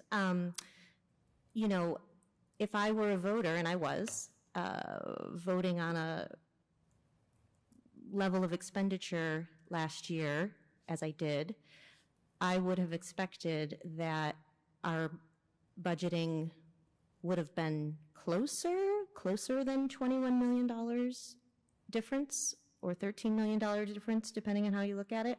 Yeah, it's not 21 because some of these are carryover year to year that are planned that way. Yeah, is that about $8 million carryover year to year? 5.4 plus 3? Yeah. Yeah, 8.3 million or whatever. Well, plus the encumbrances. Okay, plus the encumbrances.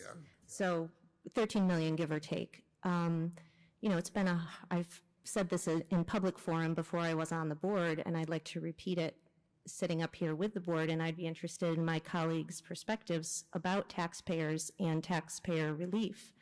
But I would think that we would want to either refund our 14 million taxpayers pro rata some amount of money. I'm not against, well, I think I am against money going into capital reserve where there's no stated plan, and I believe we've got something like 15 million already in capital reserves. You can correct me if I'm wrong.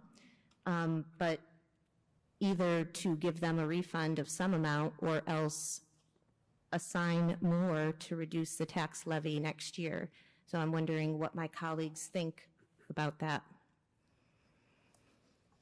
So I would love to jump into that portion of the conversation. I understand where you're coming from in trying to give the taxpayers back as much money as we can. I do think, and I think Andy alluded to this earlier, and correct me if I'm wrong, Andy, but this is hard for me to say, but if we were to give that back to them and change these numbers around at this point based on some of the internal things that need to happen, there is a time constraint to that, and I get that. Of our own making?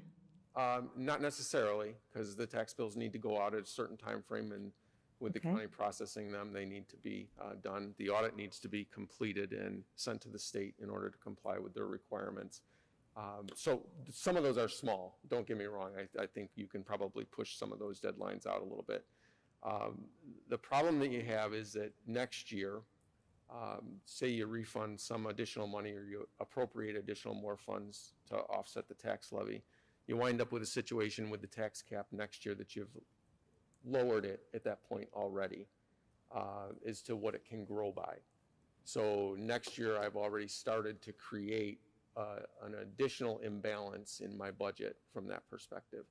So I would caution us at this late stage of the game to do something like that, only, and this bugs me to have to say this, but only because we're caught between a rock and a hard place regarding this. I do think, and I appreciate Andy making these comments, and Rachel, you and I both understand this because being new, it's like we're learning the whole calendar cycle. This kind of conversation is really the conversation that we need to have good information that comes out in May, June timeframe to be able to effectively move the levers as to where the money's going to go to and where it's going to come from. I think doing that at this late stage in the game, the district and the previous board did a good job, in my mind, of getting the public information out there regarding this last budget. Effectively no tax increase to the taxpayers. I don't think you'll see a lot of people complaining about no tax increase.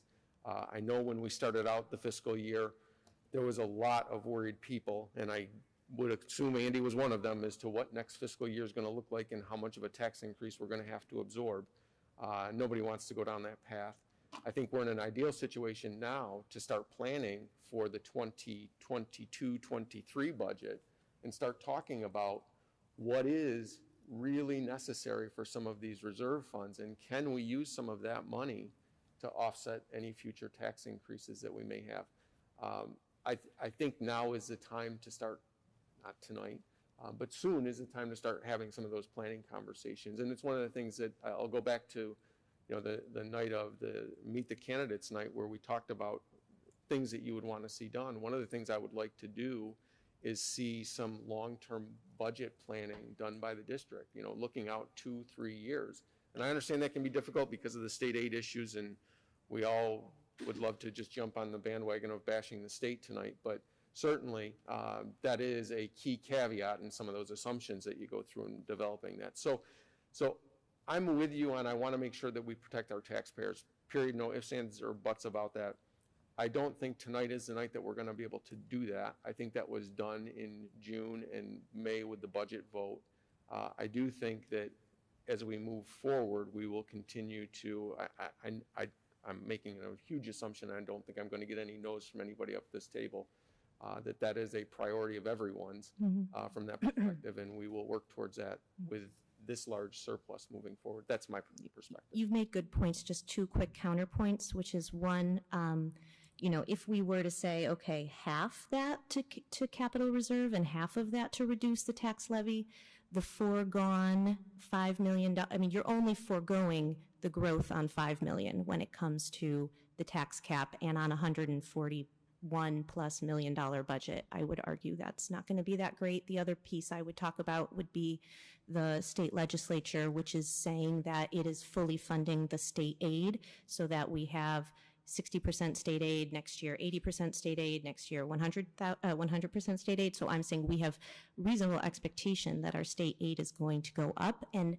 the purpose of federal money and state stimulus money, from what I've read and the politicians I've seen make comments, is to help with taxpayer relief. So I would still ask this board to consider allocating at least half of that capital reserve, $5 million, to to the future tax levy, to avoid the difficulty of 14,000 rebate checks, and we just move that forward to help taxpayers in the next fiscal year, is my proposal.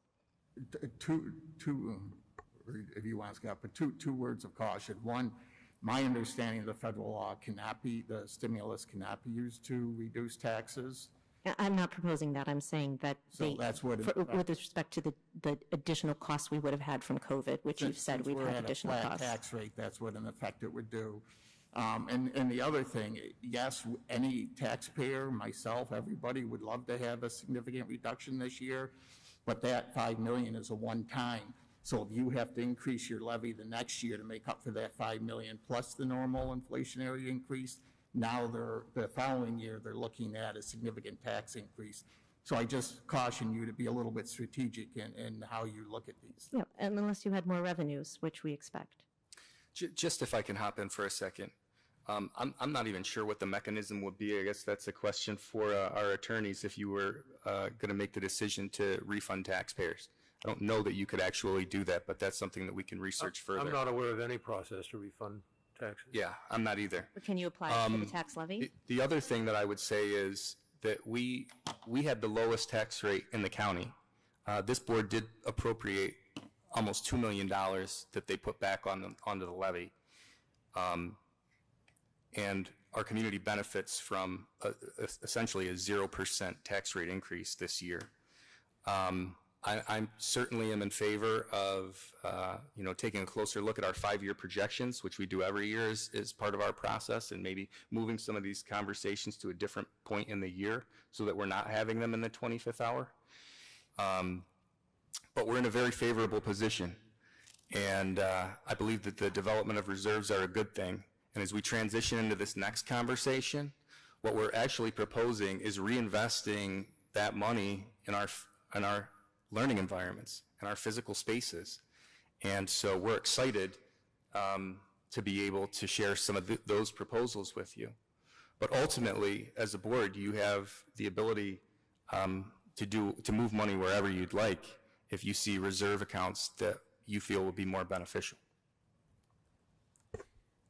Any other thoughts from other board members?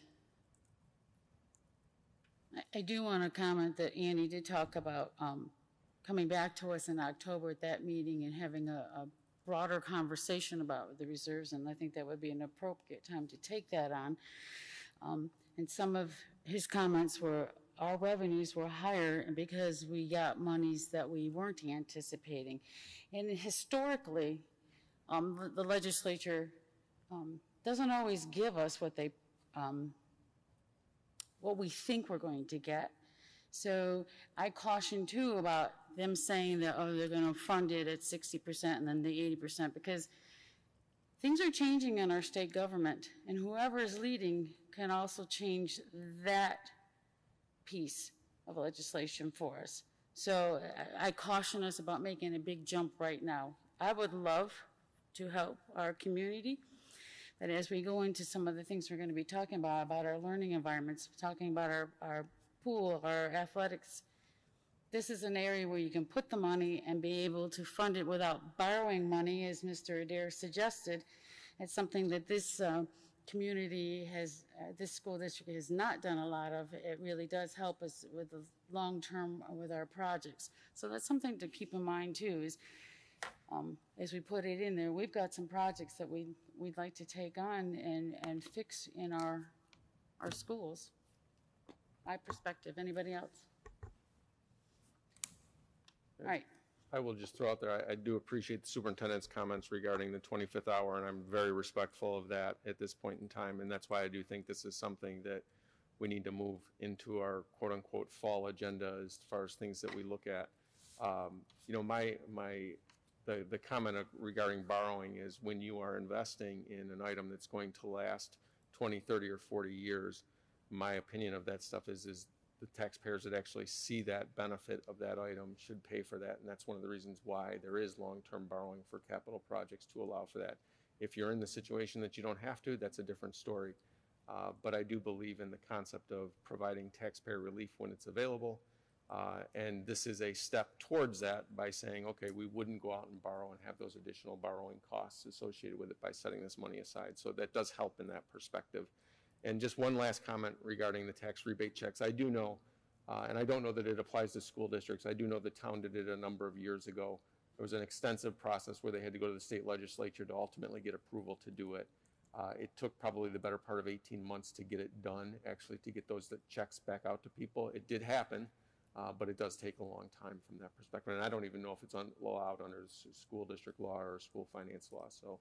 And just to clarify, I had ultimately proposed that we add to the appropriated fund balance for the future. So I accepted the point about refund checks being inadministrable. Yeah. which I know technically we can appropriate more fund balance to next year. All right. After that piece of conversation, is there more for you to propose to us, Andy, before we discuss resolutions? Nope. All right. So that brings us to the 8B, the action pertaining to the approval of the resolution transferring the unexpended surplus funds to the different reserves outlined. I take a motion. Ms. Abdullah. Mr. Adair, second? Yes. Okay. All right. Call the vote. All in favor? Aye. Aye. Any opposed? Yes. Any abstentions? Okay, motion carries 5-1-0. Next, we have the action pertaining to the retention of funds. Take a motion to accept. Ms. Straczynski. Second. Mrs. Laird.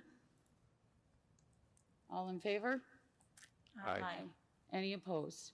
Yes. Any abstentions? 5-1-0. And then the final tax computations. Take a motion to accept.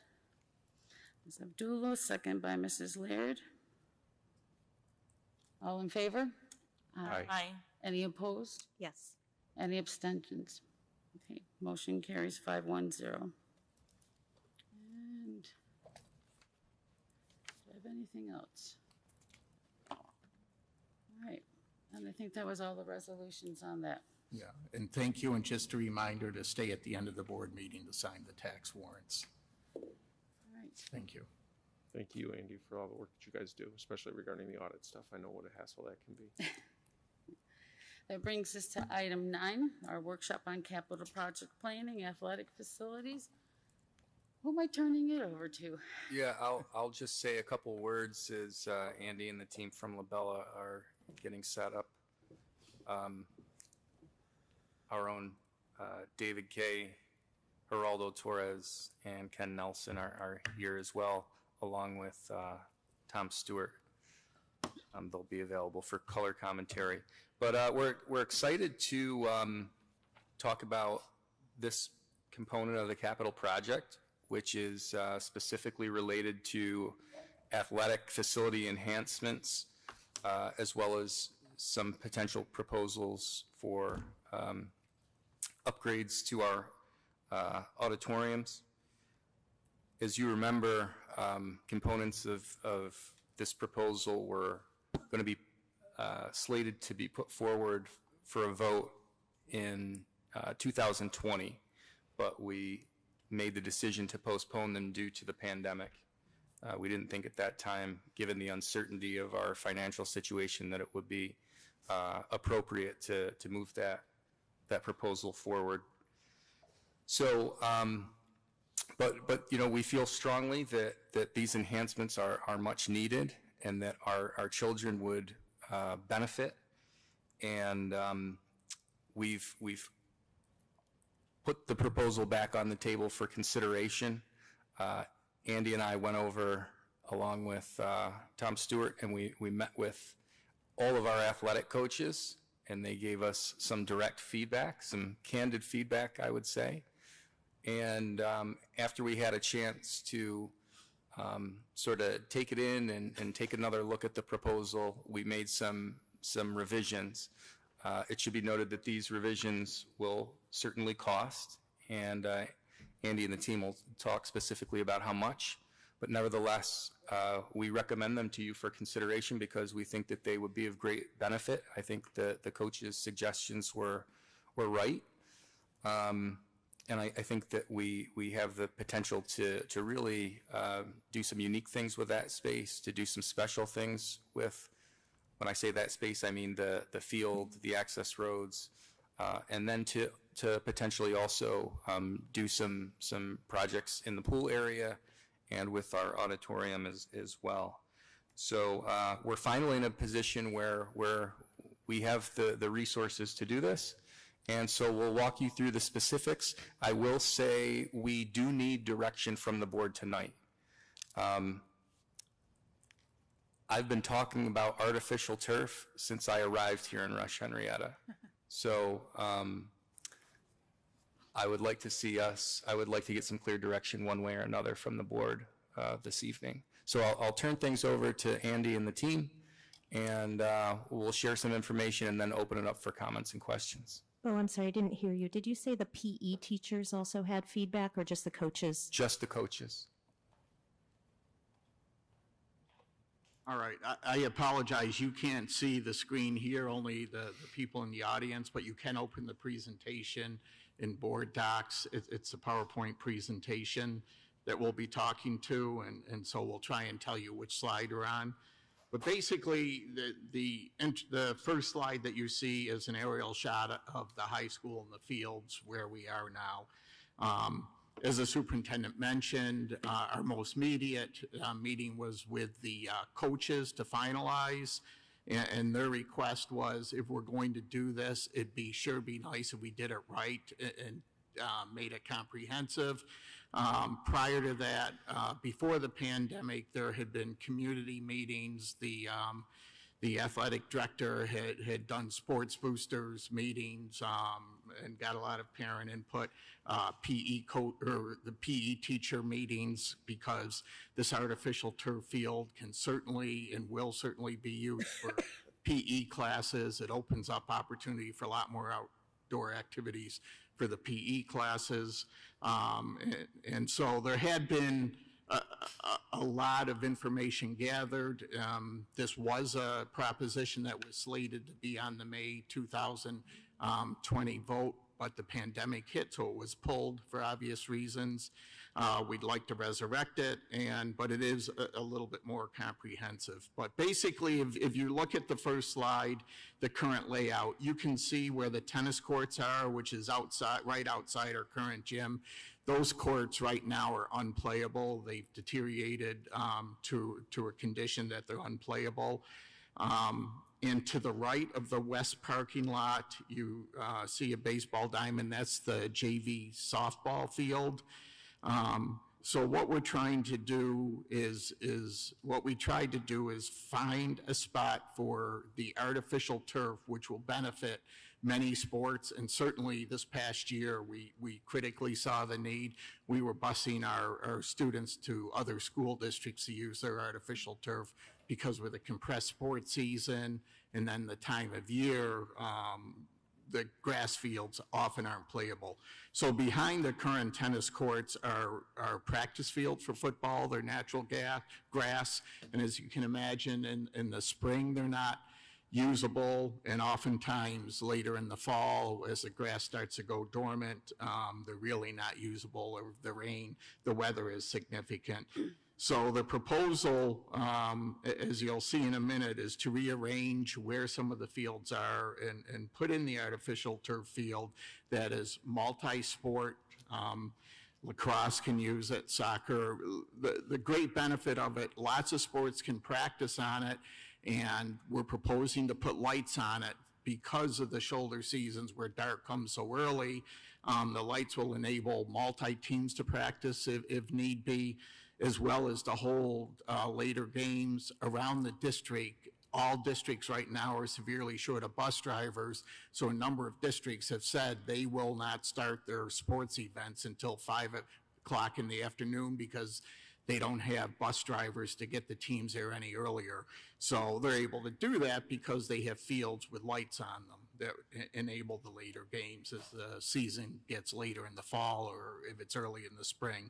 So this would put us in a comparable position where we could do something similar, and PE classes definitely would be able to utilize this a lot more. The PE teachers want to get the kids outside, and this would enable a lot longer seasonal use outside.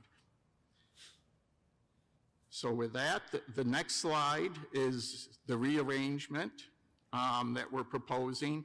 Basically, you can see we would propose moving the tennis courts to where the current JV soccer or JV softball diamond is. And one of the things that the coaches requested is, right now we have 6 tennis courts, but if you want to hold Section 5 tournaments, you need 8. So we had planned to replace the 6 we had. They requested that we go to 8 so we can have tournaments. The architects were able to squeeze them in there on the west side of the parking lot. So it's added cost, but we think it's a worthwhile proposal. So we're proposing 8 tennis courts. You can see the layout of the artificial turf. It would cover where the current tennis courts are, as well as one of the practice grass football fields behind it.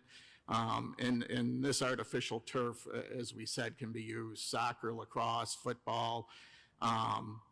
Baseball could have infield practice on it if they wanted, but they really have expressed that they don't desire it. So it's really the other sports that would use it, as well as the PE classes that would get significant use. And then we would move the JV softball diamond to the back corner, the southeast corner of our fields. Right now there's a grass practice, a soccer field there. So the artificial turf would be available for soccer practice in lieu of that. And the one thing we're doing, as you know, 6 or 7 years ago, we put in real turf fields in the football stadium and a soccer field. The district invested a lot of money in those. The real turf is preferable playing field, but they don't hold up to practices. But because they are the game field, the soccer teams have requested a smaller stadium and a press box. So this would add a smaller stadium seating, maybe 200 seat versus 1,000 on the artificial turf stadium, and a smaller press box, but it would enable that. But because there's underwater storm water storage there, there'd have to be some work to move that as well. So that adds to the price tag. So you can see in the top left-hand corner, the total project we're proposing is $10.5 million, which is up from the $8 million that was originally proposed, but we're getting a lot of enhancements. We're getting the stadium seating where the artificial turf is. That'll probably be pretty comparable to what the current football stadium is. We're getting a press box there. We'll have a small concession stand there. We've added 2 more tennis courts and the stadium seating for the varsity soccer field. In addition, this project would include a connector road from East Henrietta Road to the southwest corner of our parking lot. It would run behind the stadium. And that's something with the congestion we get in our parking lot at student drop-off and pickup time. We think that would be a great way to relieve some of that congestion, as well as for game day. It gives parking at the Good Shepherd site. There'd be a sidewalk as well. So those are the highlights. And with that, slide 3, we get into the details, and I'm going to turn it over to Joe Curie. He's from Labella, our architects, and Joe was key in designing a lot of this. So Joe, do you want to take over? Thank you very much, Andy. Thanks also to Superintendent Wright, Dave Kay, Geraldo Torres, Ken Nelson, Tom Stewart for their input and guidance as we developed our designs, and thank you, members of the board, for allowing us to present our work to you this evening. I'm sorry, could you speak closer to the mic? I'm having trouble. Or bring the mic closer to your face, sorry. Sorry, would you like me to repeat that, or did you hear it okay? What I said before? I didn't hear it. Okay. I was just thanking Superintendent Wright, Andy, Dave Kay, Geraldo Torres, Ken Nelson, Tom Stewart for their excellent guidance and input as we developed our designs, and to also thank you and the other members of the board for allowing us to present our work to you this evening. Andy's already done an excellent job of outlining the motivations and overview of the project, and what I think we can now focus on, if you're on the slide now that features the roadway, we can just kind of walk through some of the various detail elements of the design. You're taller than me. Oh, I'm sorry. I'm Joe Curry, architect and project manager at Labella, and John Spur, civil engineer, is with me here tonight. Thanks, guys. Thanks, Joe. As Joe mentioned, I'm the civil site engineer with Labella Associates. I can discuss some of the details that we've come up with as we prepared these concepts here. I'll first talk about the connector road. As Andy already mentioned, this will connect Sperry High School parking lot to East Henrietta Road. It'll be a two-way road. It'll alleviate a number of the queuing issues that we've currently experienced along Lehigh Station Road by allowing vehicles to queue within the site. We'd be proposing a new traffic light on East Henrietta Road, which would be subject to New York State DOT approval. The next step in this process would be to conduct a traffic study, which we've scheduled for mid-September to accurately reflect traffic counts while school is in session. We would be proposing sidewalk connectivity from East Henrietta Road all the way to the Sperry parking lot.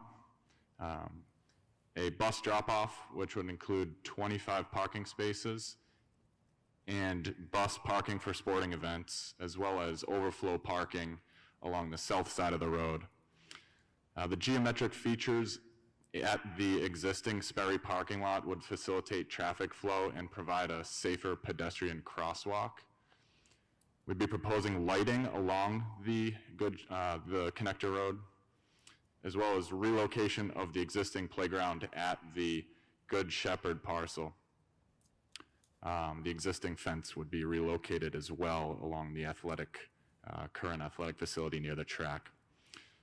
Retaining walls would be considered due to the large grade change at the Good Shepherd site currently. So I think that would wrap up this slide if we wanted to move on to the next slide for the tennis courts.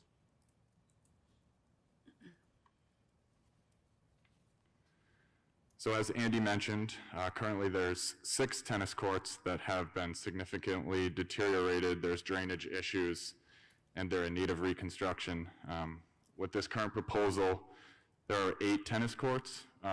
This gives the district the ability to host tournaments. And under this proposal, as you can see, we're proposing shade structures, which would be viewing areas for parents or spectators to watch events. This is similar to successful designs that we have done recently at other school districts, and it has worked well. We're proposing a large concrete plaza to the east of the tennis courts, which could function in multiple ways, really. Viewing areas for the courts, a hangout area for students, or potentially event space as well. Current operations push snow to the west side of the parking lot, and this configuration would allow that to continue. I think that pretty much wraps up the tennis court slide, so we can move on to the next slide.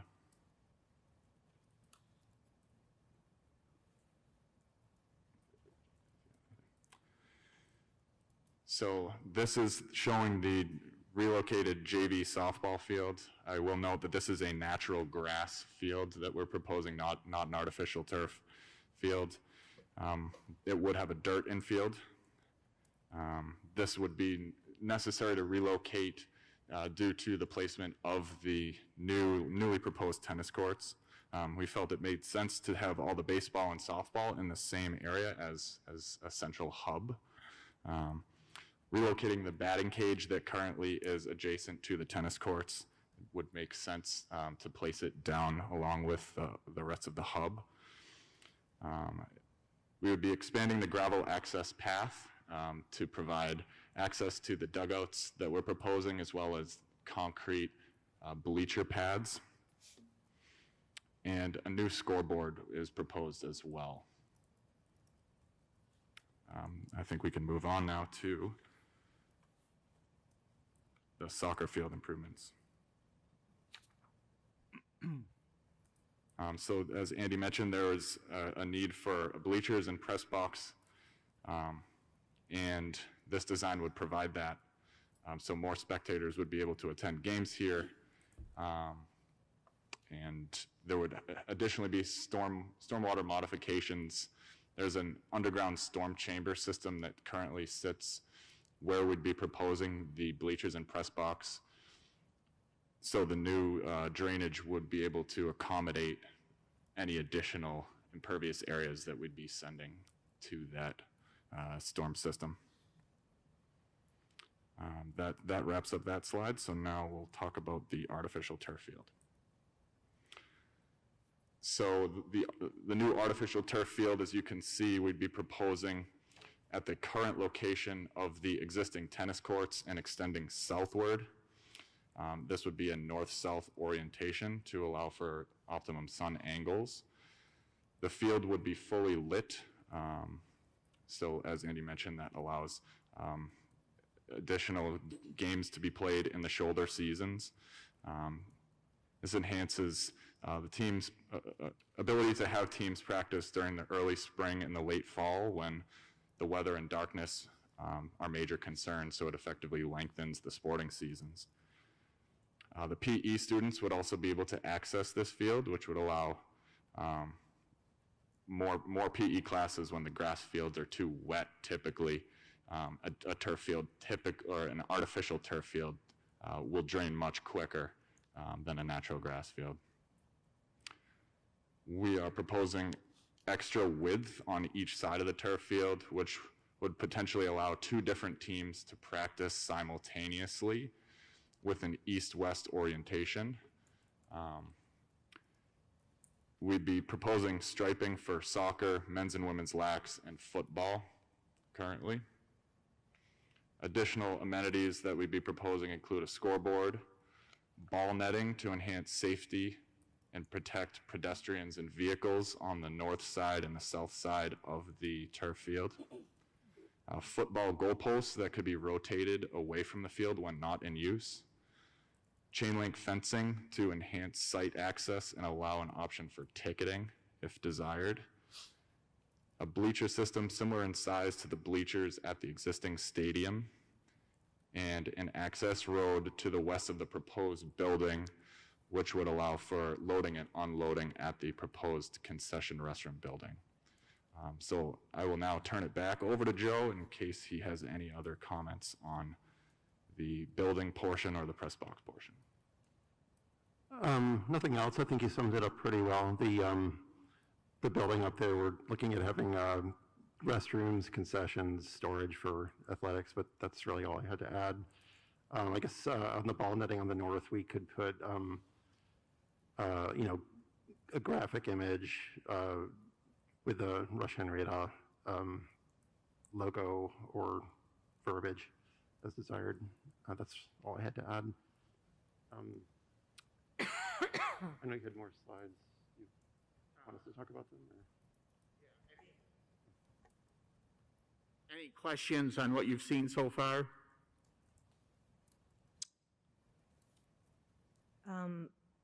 I have a few questions on what we've seen and heard. Are there field lights at the football field right now? No. Was there any consideration given to putting field lights at the football stadium and having the soccer field be on the football, so soccer and football could share lights? The soccer field would not fit in the existing football stadium without disrupting the track, which was also new a few years ago. So that's why it was put outside, as well as to give easier access for PE class. Will there be any opportunity for the neighbors at Stonewood Village or other neighbors to comment on putting in field lights, and when would be the opportunity for them to do that? We held our community forum probably a year and a half ago. So right now, we aren't anticipating any more unless the board desires that. Were field lights a part of the proposal then? No, they've been added. They were discussed, but they weren't a part of the proposal. The reason that we added them is because what we heard from coaches was that, and I believe they're right, if the idea is to give flexible options during shoulder seasons, then you would significantly limit your ability to utilize those fields if you didn't have lights, because it gets dark so early. So that's why we're asking the board to consider lights. And I'm sorry, what's shoulder? So like the very end of the fall season and the very beginning of the spring season. When it's darker? Yeah. Okay. And the lights proposed are LED lights, so they can be aimed much better than the older lights that you see that light up the world. Okay, and my last question up to this point is, you mentioned that coaches gave their input. Without a swimming coach, who represented the swimming team in this proposal? I don't know who was in the room, but swimmers typically don't use the football fields. Oh, I'm sorry. There are proposals to swimming pool facilities. We didn't. Those are new. We actually we discussed those as a team and are presenting them to you tonight as something to consider if you do want to do something to enhance the pool area. That was not something that was part of the original project. Okay, but no express input by swimming? I don't believe so. Not directly, anyway. Yeah, I don't remember that there was, but right, the pool was new now. Given where we ended up financially, we're able to do so. There's two ideas for future proposals where you consider they would not be part. If the board desires to move forward with this would be a standalone project, and that's why at the end we'll show you a couple of other things you could pick up, and we would have to develop and design similar to what we did here.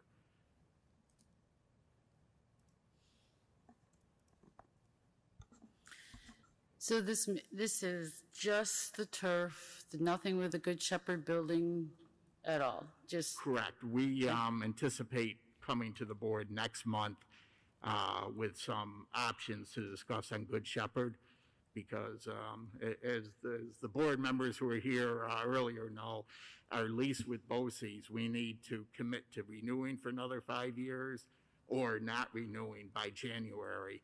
But that project is not shovel-ready, if you will, at least as much as these, so we thought we would chunk them, and there's going to be, the Good Shepherd's more complicated. This one, because it was wrapped up and ready to go, if the board desires, we could move forward with this one, and you'll see in a minute the timetable to get it out for a December vote. Good Shepherd, we really need to know so we can negotiate with BOCES, but the vote would be later, either next May or at sometime after that. And you do have another slide in here. We're going to address that in a few moments. Yes. Okay. Just a couple of follow-up questions on the initial project, the $10.5 million one. Question, I think this is for the Labella team, not necessarily you, Andy, but the seeker process for this, would that include any, I know it will include the environmental stuff, but will that include anything regarding the light issue, of being able to discuss that and at least present it? Yes, every aspect of the design would be listed. We have to, absolutely. That has to go through seeker, so. Additionally, we're, as I think Annie mentioned, we're conducting a traffic study in September. So. Yeah. So, question on the high school parking lot. Is there a loss of parking spaces based on this current design? No. There isn't? Okay. It looked like there was in the picture, but that's fine because it's the picture. I don't think so. We didn't touch the parking lot, did we? There might be, just to get in the entrance, like 1 or 2 spaces, but that's fair. Okay, thank you very much for that clarification. And then just a curiosity question. Why the new entrance off of East Henrietta Road versus using the existing Good Shepherd and coming through that way and cutting over somehow through there? And you guys are the experts on it, not me, but I feel like DOT is going to be a problem regarding another quote-unquote curb cut there with a traffic signal. We are actually using an existing curb cut at the location. There are like 4 or 5 along there. It's very strange, but there's like a little road that I'm guessing hardly anyone uses, but it's an existing curb cut. Interesting. And they Okay. typically would want it aligned with a street on the opposite side, which we're doing. So it'd be a four-way intersection with a signal. Okay, great. I didn't pick up on that. Thank you very much for that clarification. And does this cited cost include the playground being moved? Yes. Okay. And does this current cost include all the various fees, labella and contract management, It's construction? intended to be the entire project cost, not just the construction cost, yes. Okay. And then where are the variabilities in those costs? Where are the areas that, you know, despite best budgeting and forecasting today, we could find ourselves butting up against unknowns in the future? What are those? Well, excuse me, we have built into the project cost an annual escalation or inflation, essentially, and there's also a nominal design and construction contingencies. So what we try to do is anticipate that there will be unknowns, and there's a percentage increase to the raw construction cost, which goes into each item. What's that percentage usually? Oh, here. I think it's like, I think when you add up all the incidental costs, I think we're between 38 and 40%. So we're trying to be a little conservative, just so we don't run into unpleasant surprises. Okay, so between 38 and 40% buffer in this cost? The entire is not, that's, no. No, sorry. The buffer is part of that. It's, let's see, 0.4 times point, it's probably about 20 to 25% buffer. Thank you.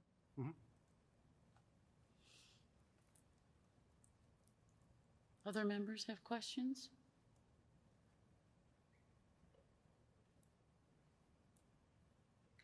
It looks really nice. I remember looking at the first round, and you guys have done a nice job, and I like that we are going to be able to have the ability to possibly hold a Section 5 tennis match, and also I know the lacrosse and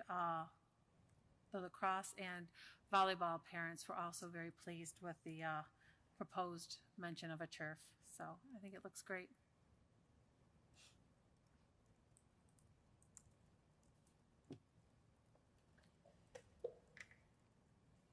Next up. So, just to wrap it up here.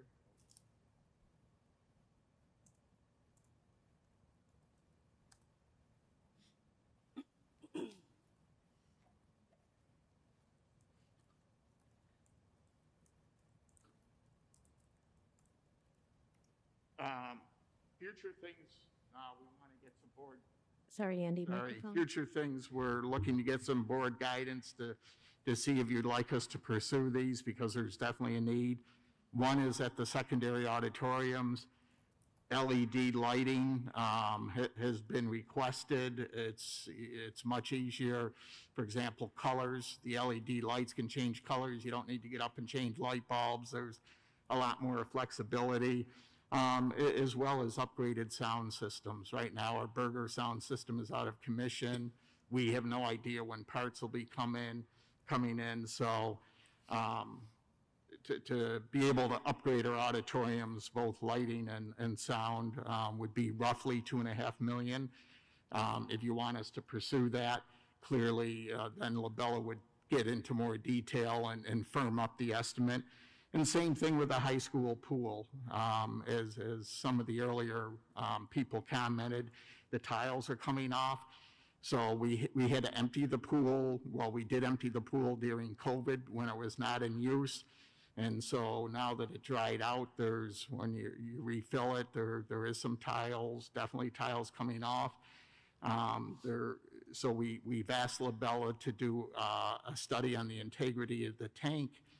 And there are some leaks. It is the original basin pool that was when the school was constructed.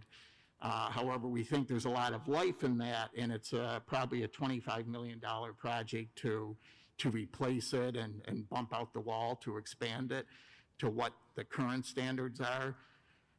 But certainly we could refresh the area. So we're looking at a couple options, $600,000 to fix the leaks and some of the tile issues, or we could do a full refresh in the existing pool, so new tile, LED lighting, new seating, for roughly $2.5 million, but there again, we'd have to firm it up. So these are things for the board to consider. They would not be part of the artificial turf proposal because we need to do more work, but if the board has an interest in pursuing these, we would certainly look into them.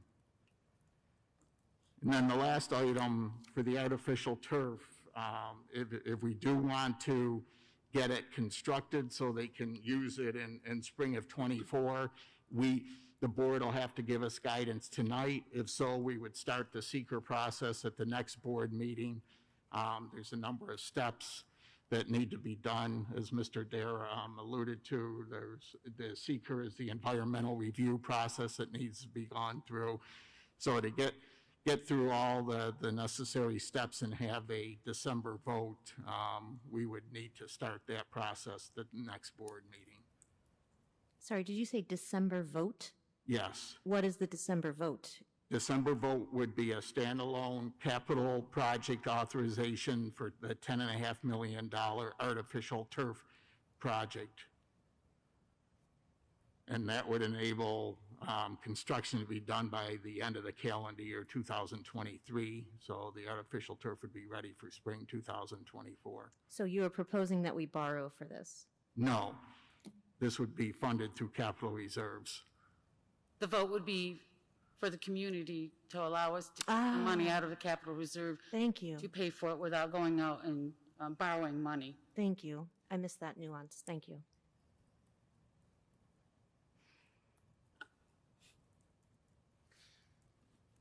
So we are seeking feedback from you this evening.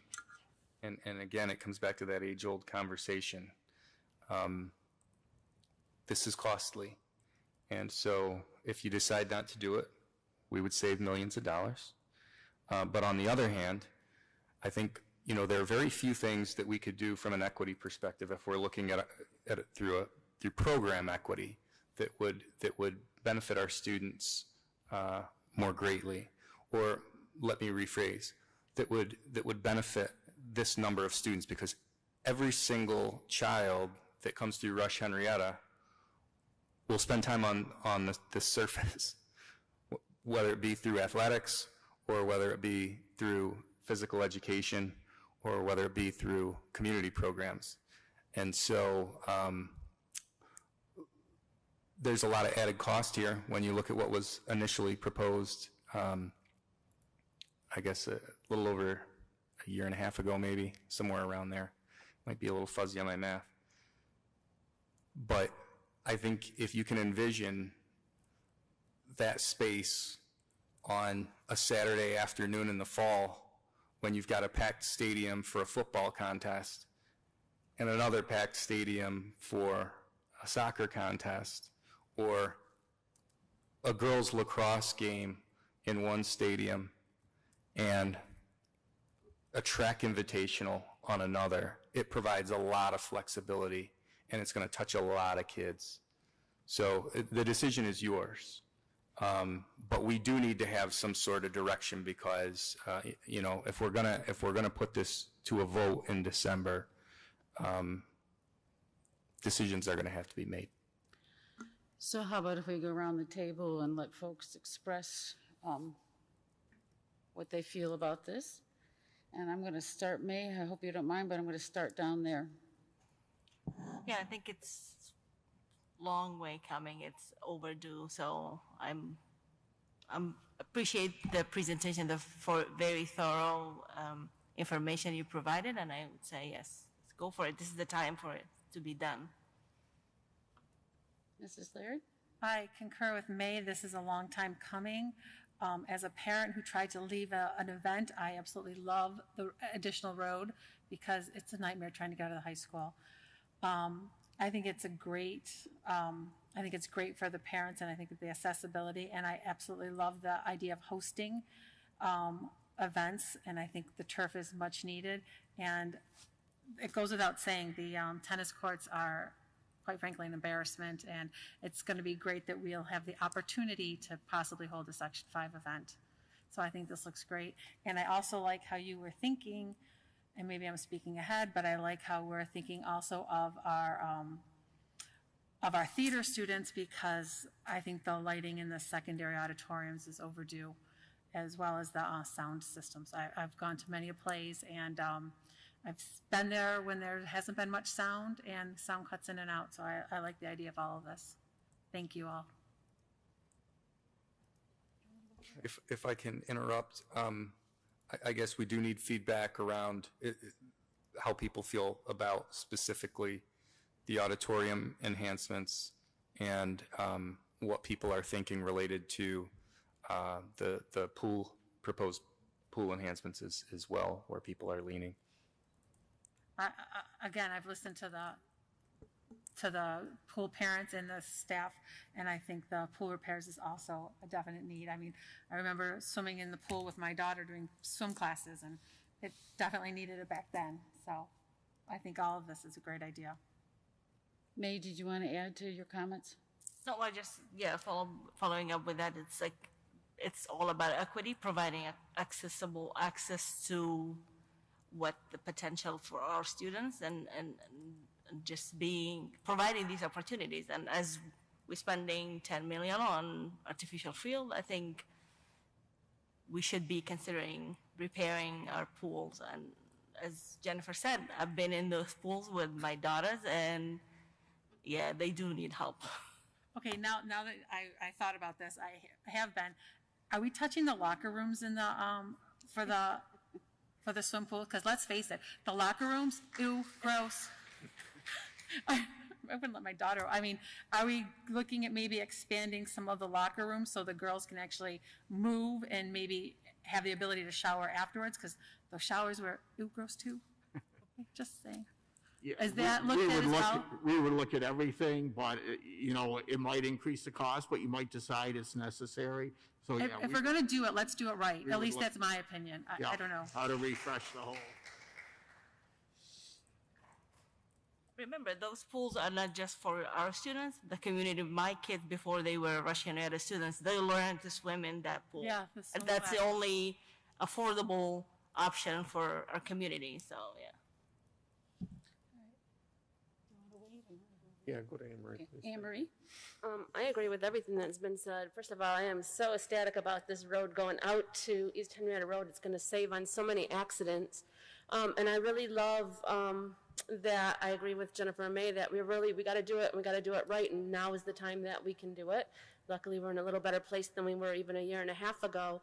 And I had no idea how bad the pool was leaking and had tiles, because I haven't had kids in a pool in a long time, so I'm really glad that that was brought to our attention. I can't see how we can say no to something like that. We absolutely have to replace that tile. And Jennifer, we all know how I feel about the locker rooms here, so I think I agree if we can look into that and we can see, obviously it'll depend on how much that costs, but I think we should look at the whole picture, because I think if we're going to involve sports, it has to involve all of the sports, not just a select few, so I think all of our sports have to be included. And I absolutely agree with fixing the auditoriums up. I think they have to meet the rest of our Rush-Henrietta community. Picking up on what Anne Marie just said, I think that we've got to give some airspace to our swim team families to identify if these are the level of improvements that really make this a competition-worthy space. And I would like to see our equity piece enhanced. I hear what you're saying about programs for the community. I read the community programming that comes out. The swimming options were very limited.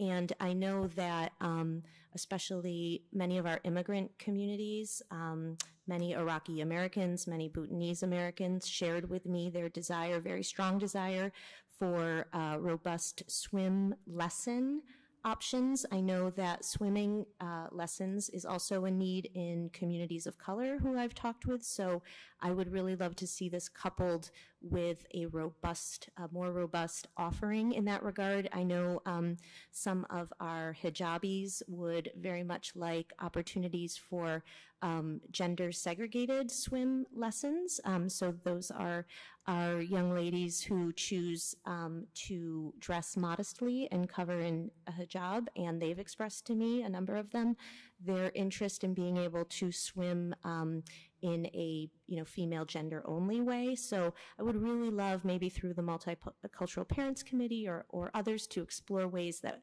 if these upgrades go through, that they are really usable broadly by our community and by our swim team, as well as, sorry, I have some notes. So I guess the last caveat I have is with Good Shepherd. I mean, I think that Universal Pre-K is a program that you reap back the rewards in spades from your investment in Universal Pre-K, and I don't want to hamstring our efforts to provide the space we need for that and for our community programs by allocating all of our capital reserve to this. Maybe Andy, you can tell me, with tonight's vote to put 10 million more in capital reserves, what are our total capital reserve balances? That would give us a total of $22 million in capital reserves. So this would use about half of it. There's another number of options we'll give you about Good Shepherd. The only one that would cost more than 11 million would be if we tore down and built a new building. And we'll give you some feedback about that option. But there's other options that are less costly, so we could do both. So, but just to revise what you said, if secondary auditoriums and high school pool go in, that's 15 million, so that would leave us 7 million. Right. Okay. So in my mind, I would, I'm a sports parent, I'm a soccer mom, I'm a baseball mom, I've talked to a lot of sports people. I don't have any reason to not want this for our students. I do, around the margins. I want to see equity enhanced. It's not enough for me, Bo, that every student steps on a field. I really need to see that the neediest kids get big benefit from this, and I need to see that our district priorities are also supported, and I would propose that we go to taxpayers with a borrowing proposition for this and save our money for what we need for universal pre-K and our early education offerings. Mr. Dare? Okay, it's my turn. I appreciate hearing first from the experienced board members.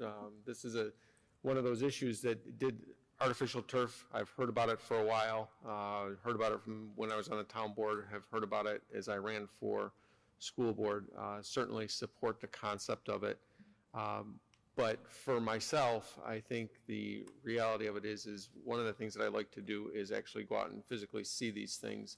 I haven't had the opportunity to do that. That's my fault. I will do that on one of these 100-degree days over the next couple of days to see the areas, but would like to have an ability to get into the pool area to see that as well, if that's possible between now and the end of the week.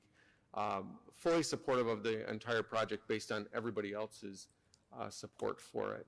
I still have some learning to do here.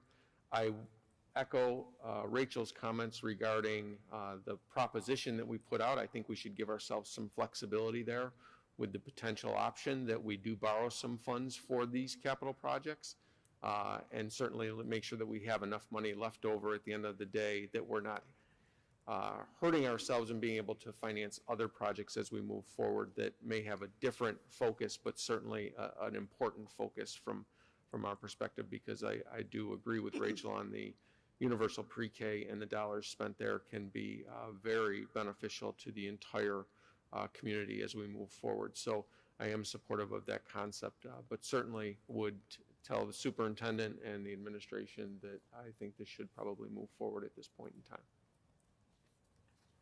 All right. Last but not least, I support the turf project. Something a long time in coming.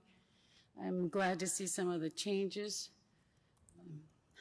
Those tennis courts are horrendous. I don't even know how they've been playing on them, to be honest with you. Looking forward to that road and possible light on East Henrietta, as Anne Marie said, safety issue there. It's been a real problem. My own children were in an accident in front of that high school, so because of all the traffic. So I'm looking forward to seeing that happen. I would support the other project needs, the auditorium, lighting and sound system, the high school pool, it's long overdue. One of my thoughts in that is we should be looking at not just a refresh, but I'd be curious to know upgrading it, because it's hard to have spectators in there. It's hard for them to compete. But the other thing that's been on my mind too is we talk about equity. I worry about our individuals with disabilities that are in wheelchairs or have mobility issues and getting them into a pool. So that would really require a bigger pool project. But that's something I want to throw out there as we talk equity. We have special ed students that can't really fully participate in our pool now because there's really no appropriate way for them to be in it. So if we're looking at, as somebody else said, doing something for our pool, let's do it right, and let's look at all aspects of our pool area, including our locker rooms, because those really stink. Those are gross. But I do worry about us. We do have a 5-year capital projects plan that we have in place. So it's important to make sure that we do have monies to keep up with those projects as well. So I'd be curious to see how some of this comes in. And I am worried about that Good Shepherd building. And I won't say any more about the Good Shepherd building. Diane, can you clarify for me the 5-year capital project plan? Is that not already earmarked with funds?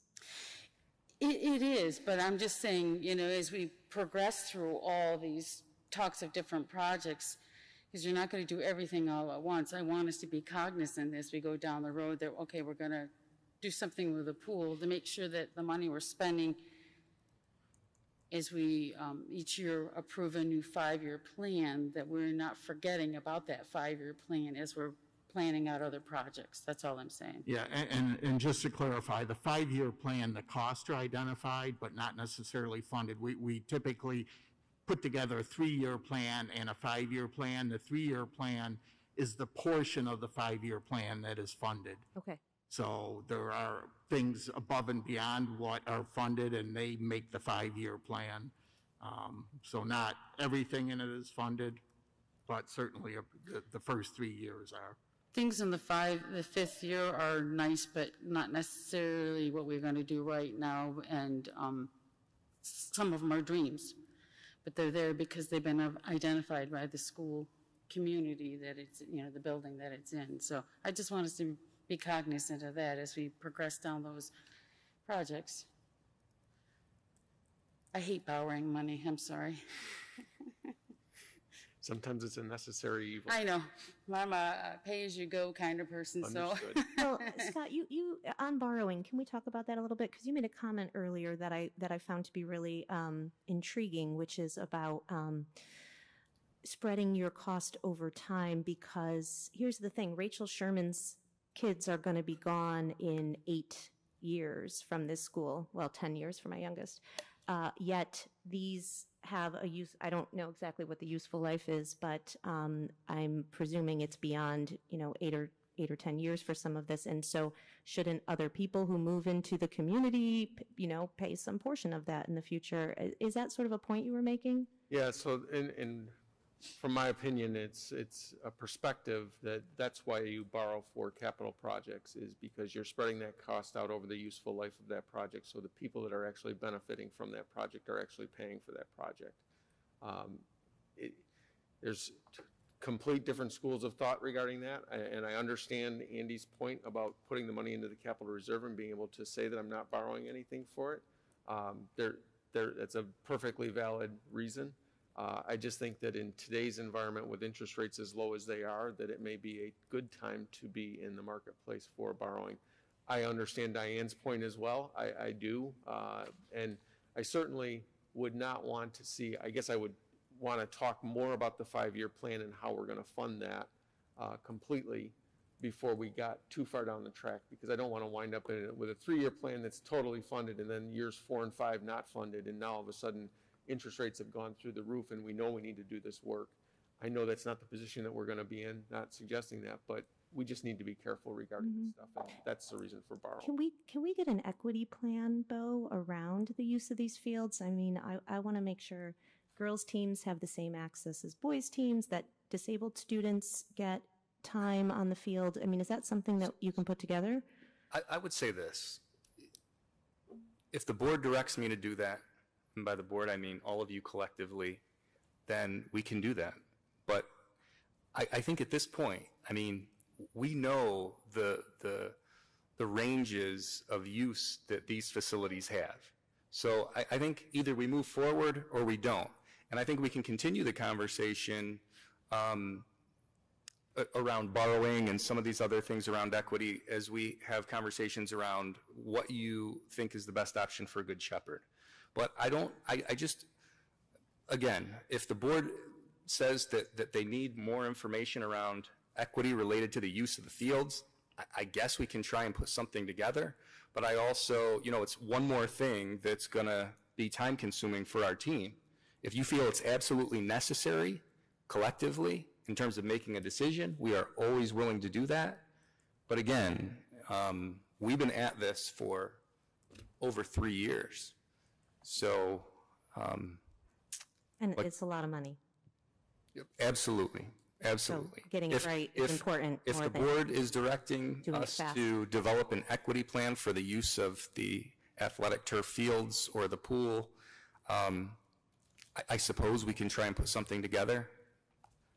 I don't see the need for an equity report. I mean, our teachers know what they need. Our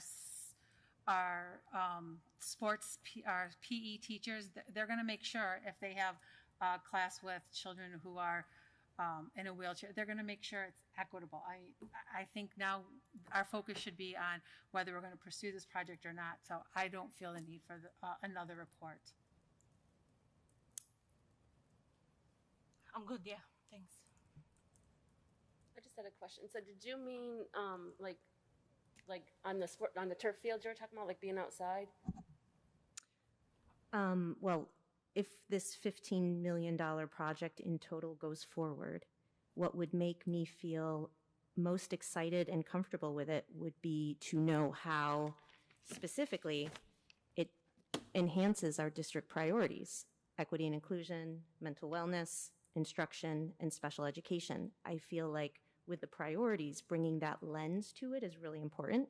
And it's easy to say, oh yeah, we'll try to, expand swimming pool options to students with disabilities, but it's another thing to actually ink it, to actually have it written down as a thing that you bring to the board that says, we are going to be committed to expanding our offerings, around pool, around field, access, parking, all of those things. So we have an equity and inclusion team, I think, under Nerland, and I don't know why it wouldn't perhaps become a part of that work. But that, just to me, this is being accountable to our priorities.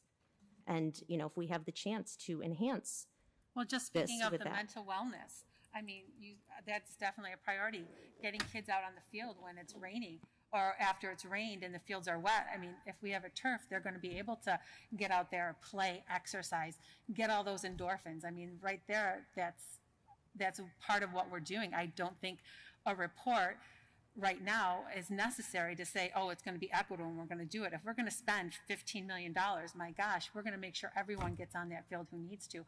I don't see a report as hampering that, or I don't see people saying, oh, you won't be able to go on it. I mean, we're going to want to utilize all of this resource. I don't see the need for a report.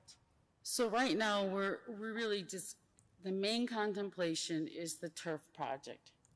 The other two pieces, the other $5 million that folks are talking about is more asking them to go back and research and bring back information to us. So tonight, I think what we're looking for from everybody is, do we give them the go-ahead to continue on with this project with turf so we can get onto the timeline? The SED review is going to take forever, and the longer we take to do this piece, the longer it'll be before this even gets in their hopper. So that's what we're looking for tonight, is the turf piece. And what I got from everybody was that folks were in acceptance of what we were talking about, where the placement of the fields are, and going forward. Is that what I'm getting? Diane, I can support that if we can leave open the funding and to decide later whether we're going to borrow for this or borrow for universal pre-K. And that is part of what will be the timeline. Before we even go out for the proposition vote, that will be what we'll decide before it goes to the community. Right now, we need to get them going for more detailed work so that we know if there are other pieces that need to be looked at in the project, so that we don't have any major surprises, and then we can, when we put it out for the proposition vote, that would be part of the vote, what we would say to folks, we're gonna supply so much from capital reserves, and we're gonna borrow so much, or whatever it is the discussion is down the road, but we have to, make that decision tonight. And it's not a vote, but it's an affirmation of, we want to go ahead with what we've discussed. Is everybody in agreement with that piece? All right, so we're giving off, we are not voting, but we are giving our support to moving ahead, looking at the further details of our turf project. And it sounds like that the board is looking into having you come back with us with information regarding the auditoriums and the pools. Some details about that so we can make a better decision about what the needs are, and then we can look into later the equitable use of those programmings. Are we I just good? have a quick question for Andy. When do you expect to come back about the pool? Because I do have a concern about the safety aspect of if we're having tiles, if someone mentioned tiles floating around in the pool.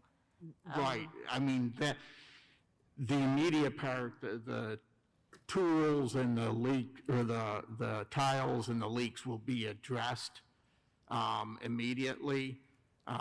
We do have some excess capital funds that we can use for immediate repairs.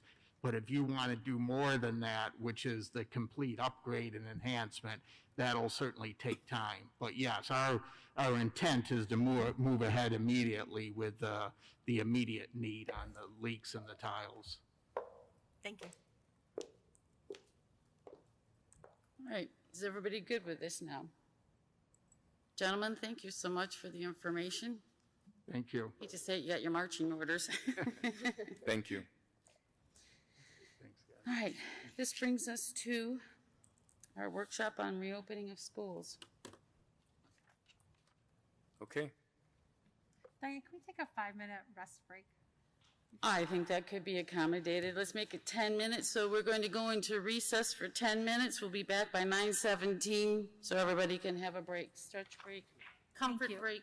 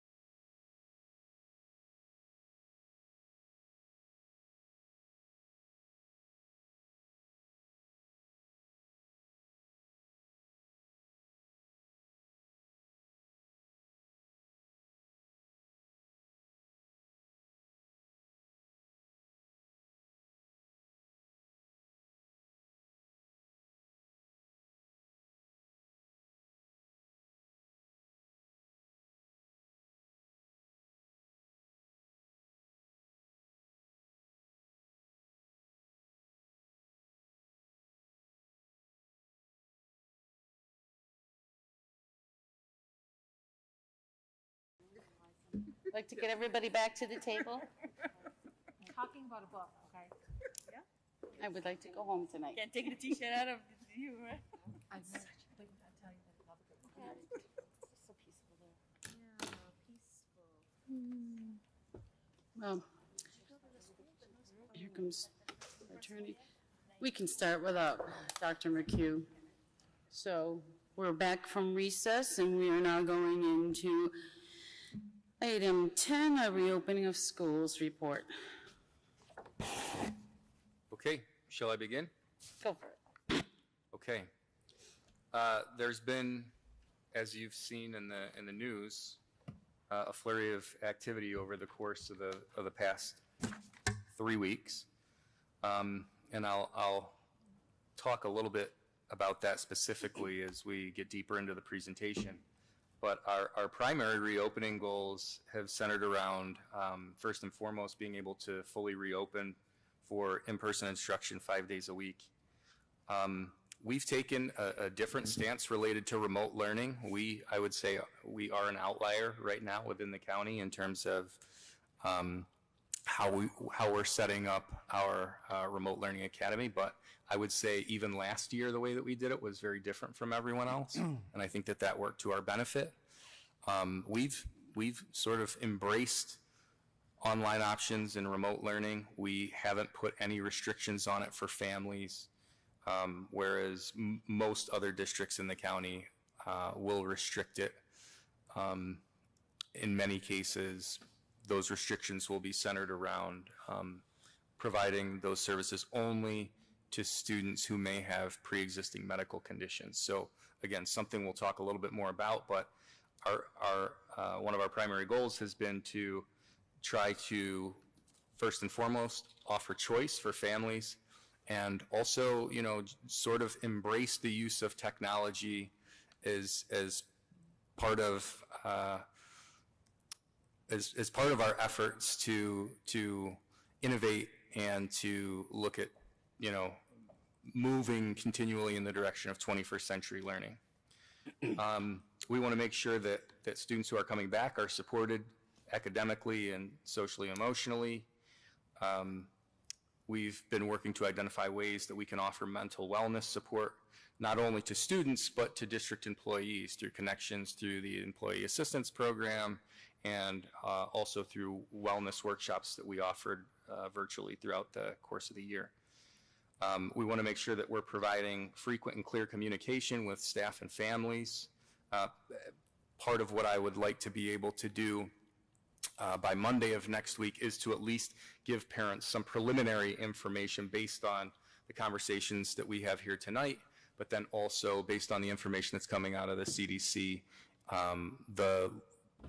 from our local health department. And then we also, as you know, received some information today that was surprising from the state education department, saying that they plan to weigh in on this conversation at some point as well.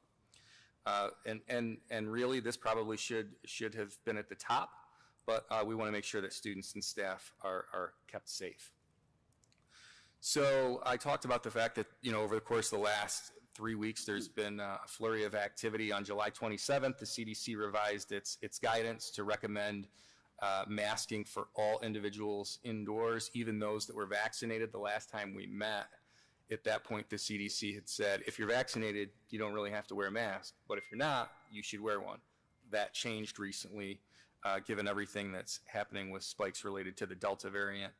The state education department advised districts on the 29th, in the absence of any guidance coming out of the Department of Health, they said you should continue planning for a full reopening, but use the CDC guidance as the basis as what you're going to be utilizing to help you plan. And as I said, they just came out today with a letter saying that they were going to weigh into the conversation. It's unclear as to whether they're going to focus on health and safety issues or more on some of the expectations around operations and instructional program. On August 2nd, the governor recommended that school districts require vaccinations or mandated weekly testing for those who may not be vaccinated. That conversation has been put on hold for now. Monroe County Department of Health made a recommendation also on August 2nd to support indoor masking, and we were told today that they plan to issue some guidance to local school districts. I made this presentation prior to the state coming out and saying, guess what? You're not going to be getting any guidance this year from us. Use the CDC, work with your local public health officials, and you can make these decisions, district by district, which in some ways is helpful, and in other ways has the potential, as you can imagine, to create some inconsistencies across the county. So here are some of the key updates that I want to make you aware of. As I said before, our priority is and has always been to reopen fully for 5-day-a-week in-person instruction. Our first day is going to be on the 8th. One of the things that I need some guidance from you on tonight is the proposal to implement a universal masking policy, at least to start the school year. In surveying Monroe County schools, essentially all schools in Monroe County are going to implement some sort of a masking policy. And what we would be asking you to do is to allow us to move forward in our planning, understanding that we're going to be asking people to mask, and then at our next meeting, we would ask you to approve a resolution that says, at least to start the school year, we would ask students and staff members to mask in a similar fashion to what we did for most of last year, with the understanding that we will periodically review the practice, and in consultation with the local Department of Health, we would make determinations about whether or not we are in a position to lessen those restrictions. That's an important piece of it. We will be recommending distancing of 3 feet in most cases to the extent possible. But as you read in the CDC guidance, they recommend that you do not, under any circumstances, let distancing requirements stand in the way of your ability to fully reopen. And that also is one of the reasons that it's so important to have a masking policy, because if you're not going to be able to keep people at 6 feet, at 6 feet distance, whether it be in a classroom or at lunch, then you should have them masked. We aren't going to be utilizing desk shields in classrooms, but because their effectiveness is questionable at best in a classroom setting, but there are different scenarios like brief interactions within an office or in the cafeteria if you have students that are facing each other while eating, or say in a lunch line, or if teachers request barriers or desk shields, like in an intervention table, again, during a brief interaction where they may not be distanced, then they tend to be a little bit more effective.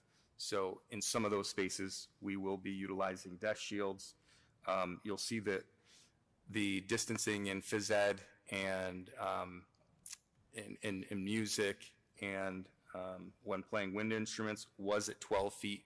The guidance has changed so that it's 6 feet, but in our schools will be, it'll be between 12 and 6 feet that we'll be distancing students. And we will be continuing to disinfect rooms using the foggers on a nightly basis. In terms of the bus, we will be able to fully load buses, but again, we will be recommending that students and drivers and aides are masked at all times. And again, in the cafeteria, at least at the elementary level, we may use barriers in cases where we can't distance, and in all buildings, we plan to use assigned seating charts so that if there was a case, you would be able to contact trace much more easily. As I mentioned before, we've sort of embraced the Remote Learning Academy for those families that felt they needed a remote option. More than 95% of our families chose in-person learning, which is something we would actually prefer. But we do know that, for various reasons, we knew that there would be families who felt they needed a remote option. We have, at the time we did this presentation, we had about 250 students enrolled, but by the time you scrub the data and you got through duplicate submissions, or somebody said, I didn't mean to put in the Remote Learning Academy, but I want my child to be in person, or people who said, I want to be in the Remote Learning Academy, and their lawn had to call and say, it would actually, I know your child, and I know your family well, and it would be better if they were here with us. And so other people, after we had a conversation with them, did make the decision to enroll for in-person instruction. So that number's down to about 200 students. And that also is something where I'd like some direction from you on. If you collectively as a board feel like we should restrict it more, then we can. We made that determination because we said, look, we have the ability to do this.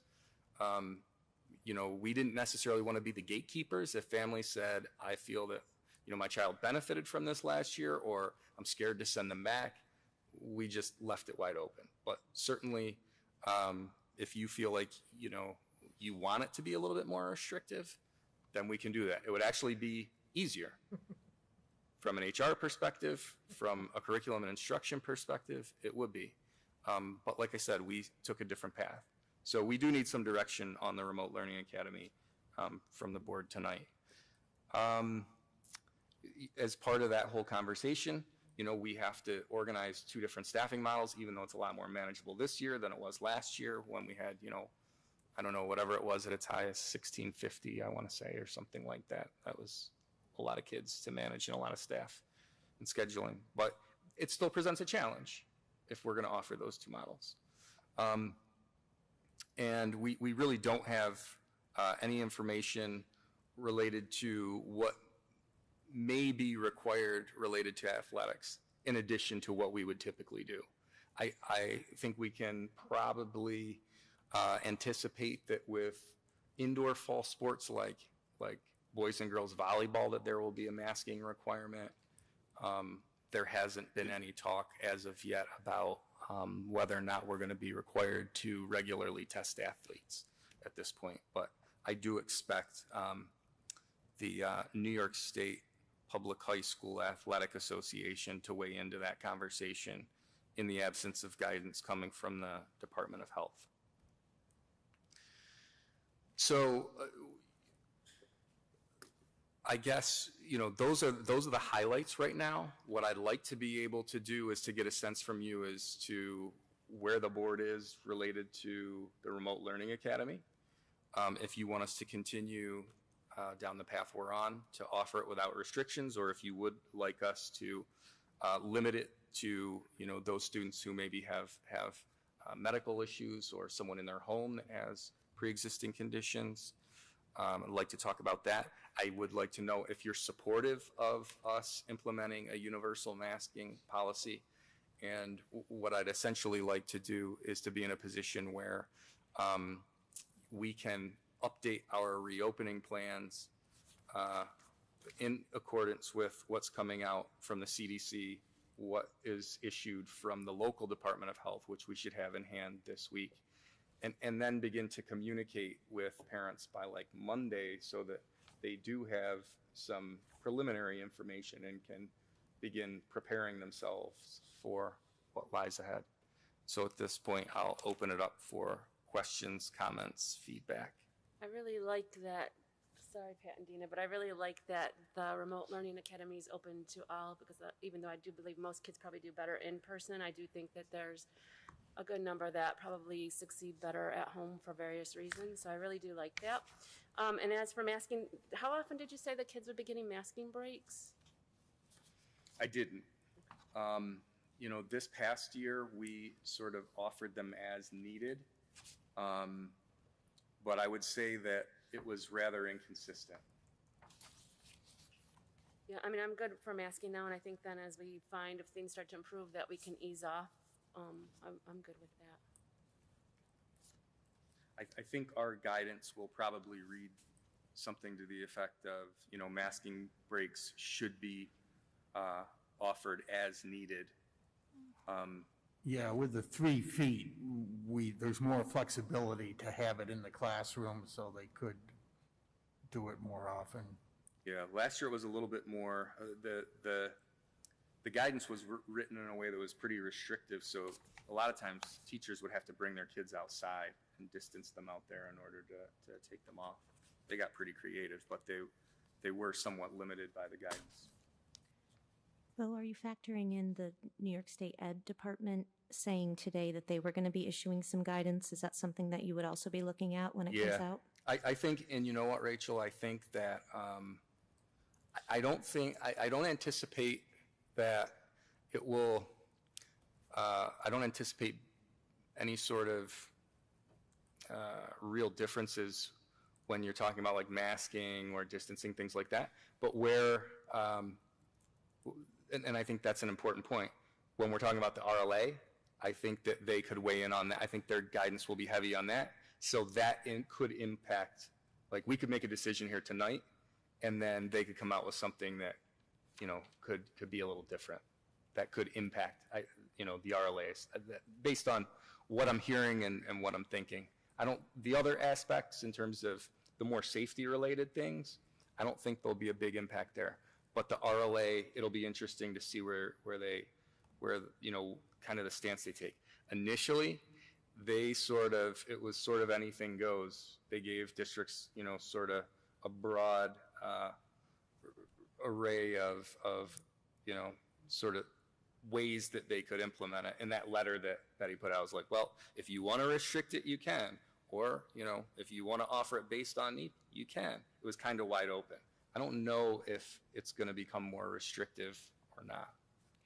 And the gatekeeping function, are seizing on what Anne Marie just said, that RLA for students for whom that is going to be a great model.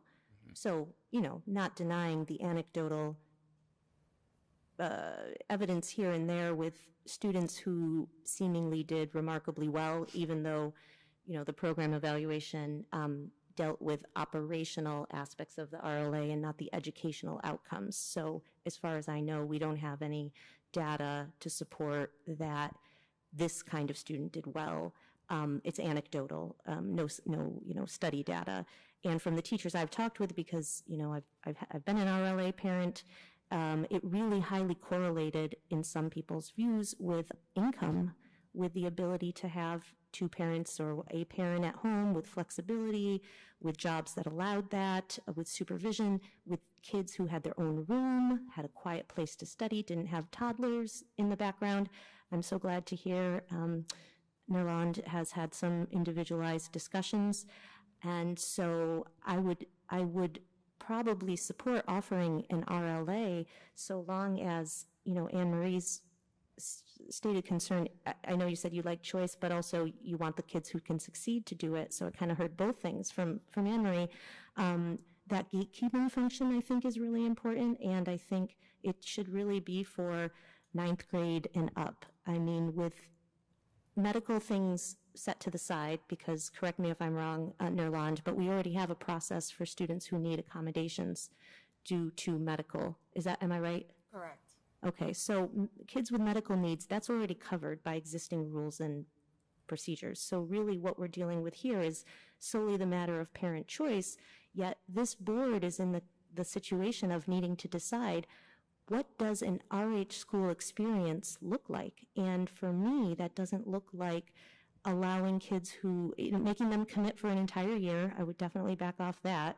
But having kids who are not succeeding in that model, but joined it because of, I don't know why. I wish that the sign up included the reason. You could have asked parents, why are they joining? Is it fear of pandemic? Is it my kid's really pressuring me? Because I know a person who said, my son really wants to be an RLA because he was in it and it was easier. So, that's probably not the right reason to be an RLA. So I'm really in favor of a gatekeeping function, if it's going to be offered.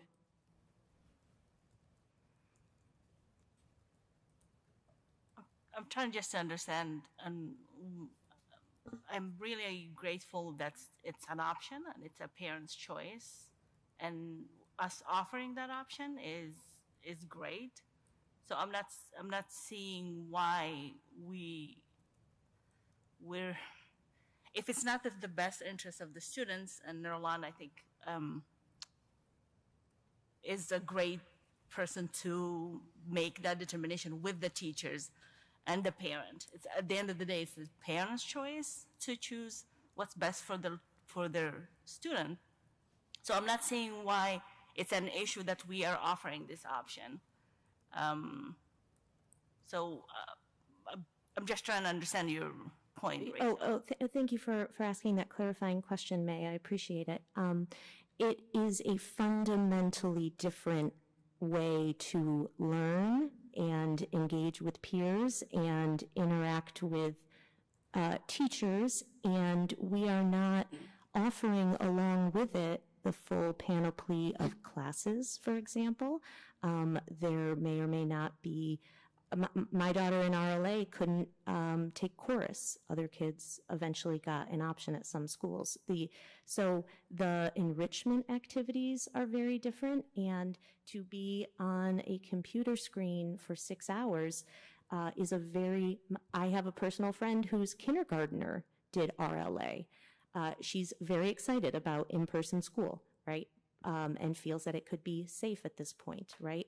But to be a kindergartner, first grader, I'd be interested in Jennifer's perspective. I know she's seen kids on screens. The kids on screen, it's a very different thing. And so even though I want to respect parent choice to some degree, this board has made, this is my policy manual, it's 4 inches thick. This board has made tons of choices about what school ought to look like for kids. Some are legally required, but some are because the board has decided this is what an RH education looks like. And based on the program evaluation and based on the very narrow type of kid who this is appropriate for, I would say that we as a board ought to support RLA only insofar as the district feels that it could be very successful for that particular kid. Otherwise, we're set so far behind for a kid who cannot succeed. They're failing, let's say, in RLA. It's not working well for them.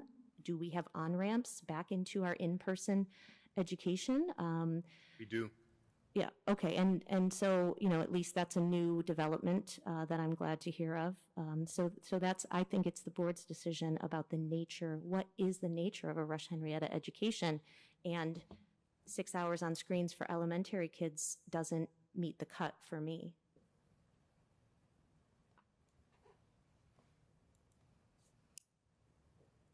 I do have another question for both. Preparing to meet the academic and social emotional needs of our students, and I think we talked about this before.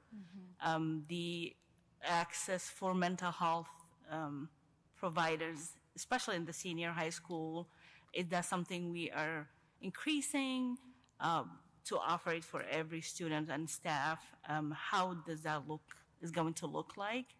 I know a lot of students are not going to seek the help if it's just up to them.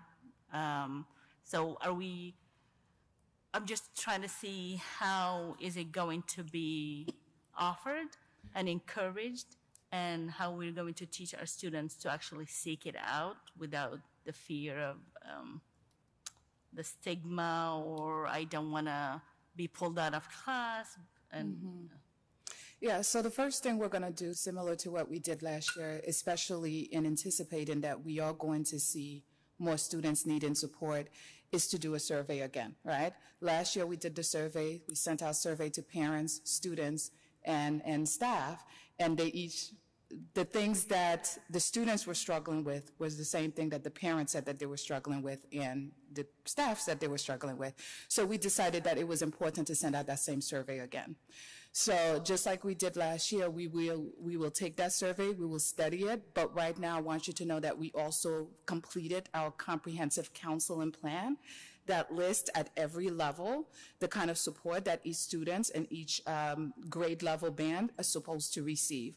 And so we're waiting on that survey to dissect the survey, similar to what we did last year, to be able to respond to the needs of not just the students, but also the staff and the parents as well. So that's what we're in the process of doing right now. We're collecting that survey. And as you know, Diane Nguyen is our mental wellness person. I know that she can speak more, and we can give you more information as we dissect the data, just like we did throughout the year, and really deliver, because we have a mental wellness district priority. Based on that survey data, we will be able to really map out the plan of work for the year as well. Thank you. Also, when we talked about offering, I think Dina talked about offering some classes online, because I know some students prefer taking them online. Is that still an option? And is that going to be part of the RLA, or that's?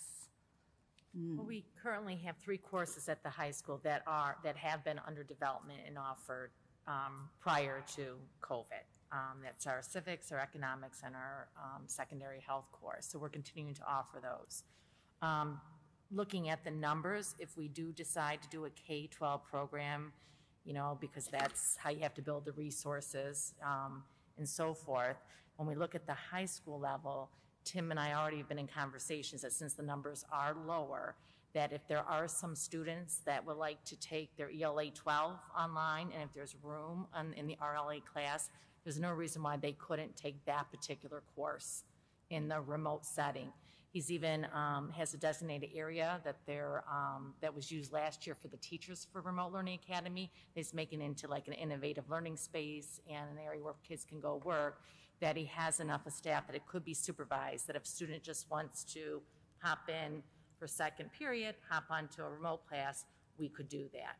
Also, if there's some students, you know, that first period, they take an online course to come in a little bit later.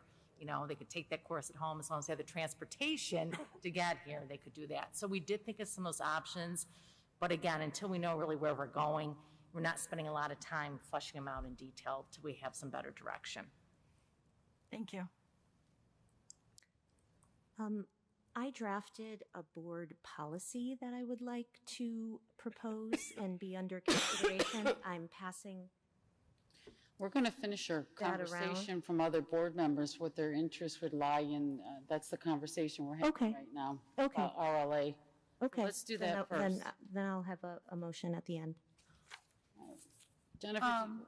I think that parents, this is a public education. I don't think we need to manage parents' choice. I think if parents are opting to choose RLA, they should be able to.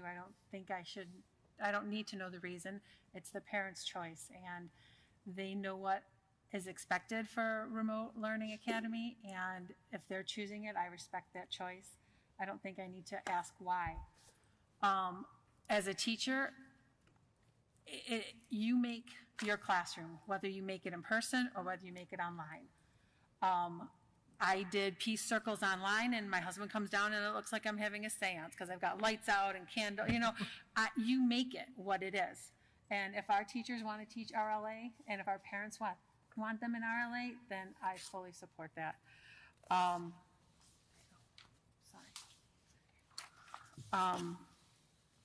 Also, masking, just question, general Bo, how many of our staff are vaccinated, like roughly? In terms of percentages? Yes. At last I looked, probably a little over 90% of teachers and a little over 70% of staff, other staff. Okay. Masks, I don't know, it's very hard because I know that talking to my daughter, like they did not get mask breaks. I know a lot of the high school students are vaccinated. I mean, I saw them when I was taking my own children to get the vaccination. I would probably support what is in the best interests. I don't know about the masks, but I think that was all the questions I had. My turn. So this is challenging, and as we sit here on August 10th, we have no idea what numbers and things are going to look like August 12th or August 17th. And so I feel like we're really trying to decide something tonight based on what we know today, and knowing that tomorrow that's going to change, and that's always a struggle for me. So I support the Remote Learning Academy. I support the fact that parents are allowed the choice for their child, because my gut feeling is there are people that are nervous about the pandemic still and just are not comfortable putting their kid back into a classroom setting at this point in time. I do want to see the best outcome, and I appreciate Erlan and her staff going through a process of connecting with families. If they see somebody on a list that they're like, this may not work for this child, and let's have a conversation with the parent. I applaud that kind of intervention, because I do think that a lot of times people just need that gentle push. So that's great. And then this is where I really feel like I'm conflicted. So I support the choice of a parent to send their child to school or choose a remote learning academy. But I'm not sure I support the choice of not having a mask if they're in the classroom. I want to have a little bit more, and I know this is impossible today, I want to have a little bit more concrete knowledge of how we're going to decide at what intervals, and when will we say, it's September 21st and the rate of infection is so low we can remove masks now. Mm-hmm. But I don't want you then coming back a week later saying we got to put masks back on. And it's like, so what's the regularity from the district's perspective? And I think that asking that kind of question is unfair right now, because you're still waiting for guidance from folks, but you're also looking for some answers from us to be able to move forward. And we don't meet again, to my knowledge, much before the start of school. So it's like, we're stuck. I mean, truly stuck in being able to give you what you need this evening.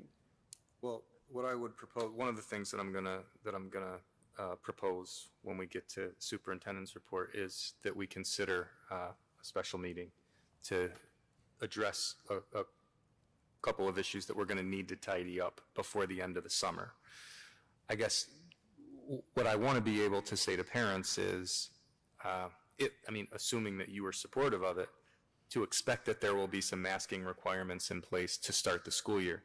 Now, what you could say, Scott, is you could say something to the effect of, in the resolution that you adopt, that we're going to reevaluate it at this particular point in time, which is what some districts did. I know like Penfield did like 10 weeks. You may want to do it before then, where you say, look, 6 weeks into the school year, we're going to discuss as a board whether or not we need to amend the resolution or something to that effect. But again, this is a board decision, so it's not that you have to do it, but the recommendation, based on what we're seeing coming out of the CDC at this point, based on what I know is going to be put into writing and recommended from the local Department of Health, I think that we need to be in line with that. And so that's why we're recommending it. Like I said, we know that when you have all of our kids back in schools, you won't be able to adhere to strict distancing requirements. So for that reason, it's important that you mitigate in other ways. Yeah, and I get that. And I want to truly, truly support that. And then I think about, but I'm giving the choice to the parent on the other issues, but I'm not giving them the choice on this. And, we saw it here tonight in the public comment section, a mixed bag, basically, of what the community feels like right now regarding this. And it's a 50-50 split. It's like people are passionate on one side or passionate on the other. And there's not a lot of in-between ground right now in the things that we're dealing with. And I think a lot of that's because of the total uncertainty of what's going to happen. So I guess in trying to summarize, I support the Remote Learning Academy moving forward. I support it being open to anyone that chooses that. I appreciate the efforts that you're going through regarding identifying students that you don't think may be successful in that environment. I appreciated the comment that you made about people being able to come back into the classroom if there was a problem there. I think it was a point that Rachel made was, should we have another point in time during the year that student or parents and or students could decide, I'm done with the remote learning academy and I need to come back into a building. I don't know how that works logistically, and that's sort of one of the things that's the weakness of the board. I don't probably ever want to know how that works. No, we did that last year. The reason we did it different, the reason we proposed it a bit differently this year was because last year it was problematic when students came back in the middle of the year. So when we went out, we said we want you to make a full commitment, because what we had to do last year was we had to move around a lot of staffing, and it was problematic for in some cases families who didn't request a change. So I had a child in person. I didn't request any sort of a change, but we had to collapse classrooms and shift to where the numbers were going. And for those of you that were on the board last year, we heard from parents and they were not real happy about that. So we tried to avoid that this year, but what we also continued was the practice of the superintendent's review. I also think it'll be a little bit different because you're not, just because of the sheer volume, you're not dealing with the same numbers you were last year. But the superintendent's review, not even just for parents, but there were cases where principals called in the middle of the year and were like, Bo, you have to approve a transition in between programs because this child is not being successful. And so we worked with the family, and with more than a few students, especially when we hit that point in the spring where, kids were checking out, some of the older students, we moved a lot of those kids back in person so that we could, really support them in terms of credit recovery at that point. So I think the superintendent's review, we take those things into consideration and try to look at them as a case by case. And I think, since we only have a couple hundred kids, it actually makes it easier to do that. But I did want people to make that year-long commitment because from a staffing perspective, it's really hard to make those shifts mid-year, midstream. But I think we can be a little bit more fluid than we were last year just because it's smaller.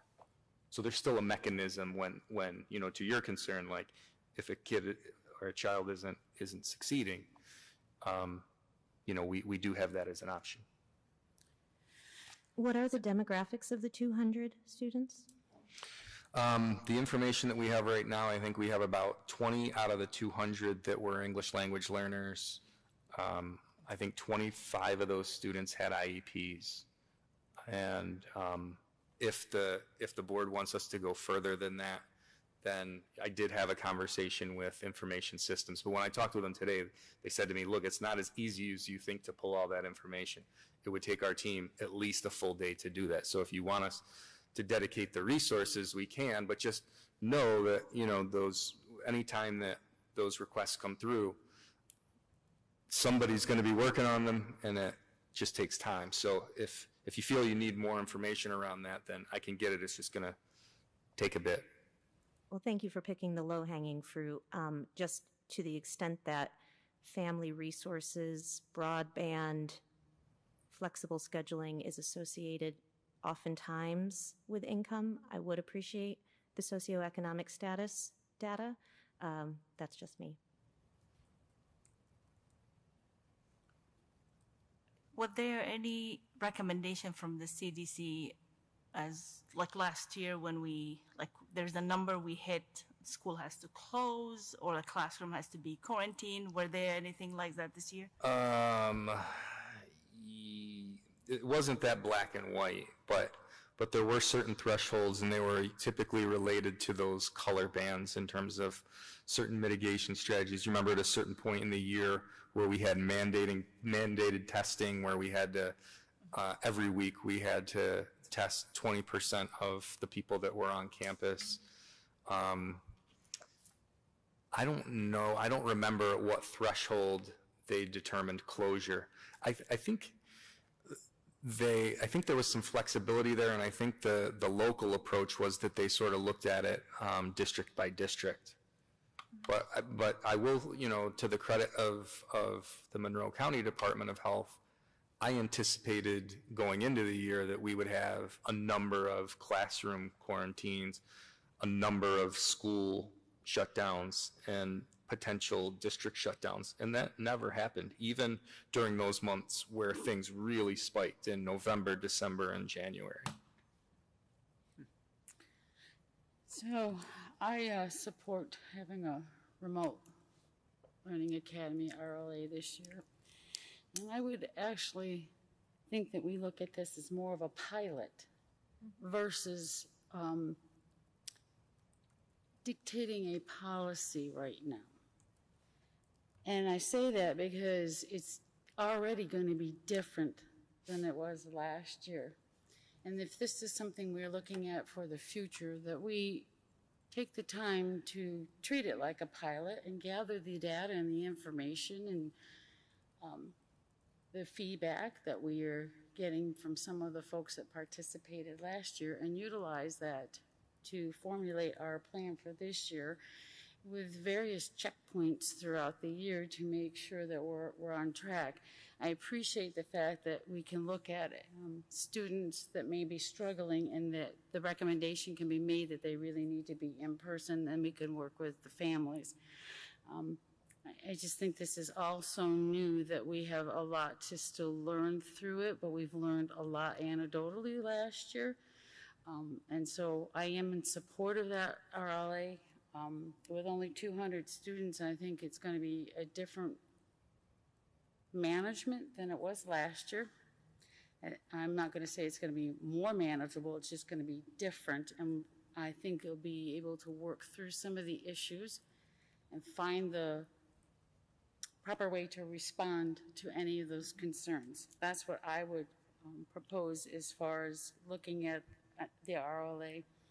As far as masks, I'm really very torn because there's a part of me that wants to let it be optional because there is so much division about wearing masks and parents' rights to choose. I'm also very concerned about the rate that's out there and having family members that work in healthcare settings. I'm gravely concerned for this community right now. When your nurse daughter comes home and talks to you about the young people that are coming into the ICU, we have to keep our staff safe, our teachers safe, and our kids safe. So, we're probably going to have to start with masks. I would hope that we be able to go down to optional. Those are my views on masking right now.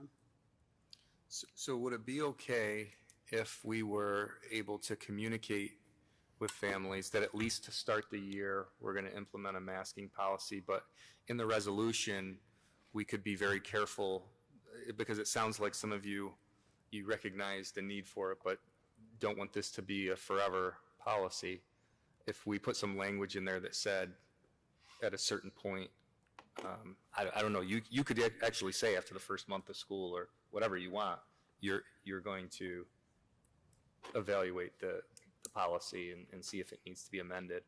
Or even if you didn't set a hard, fast point where you're going to do that, you could just word it a little bit more flexibly so you could actually do it whenever you want. I mean, you could, we could have that conversation every 2 weeks. It's really up to you.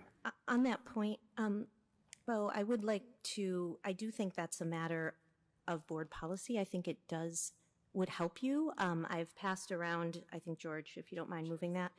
I'd like to make a motion that the board adopt this policy on health and safety measures during a pandemic. During the COVID-19 pandemic and other public health emergencies that may develop in the future, the board recognizes that the Rush-Henrietta Central School District has an obligation to keep students, staff, and others who come onto district property as safe as possible, while also operating an effective educational program designed to effectuate the district's mission. To that end, the board directs the superintendent to develop a safety and monitoring plan that has, at minimum, the following features. 1, the sources of information that the superintendent is consulting in developing the plan. 2, the frequency with which the plan will be reviewed in light of changing circumstances. 3, the monitoring that will be in place to determine the effectiveness and continued necessity of the measures that are in place. The plan shall be approved by the board prior to going into effect and reviewed on a monthly basis while the pandemic or other public health emergency continues.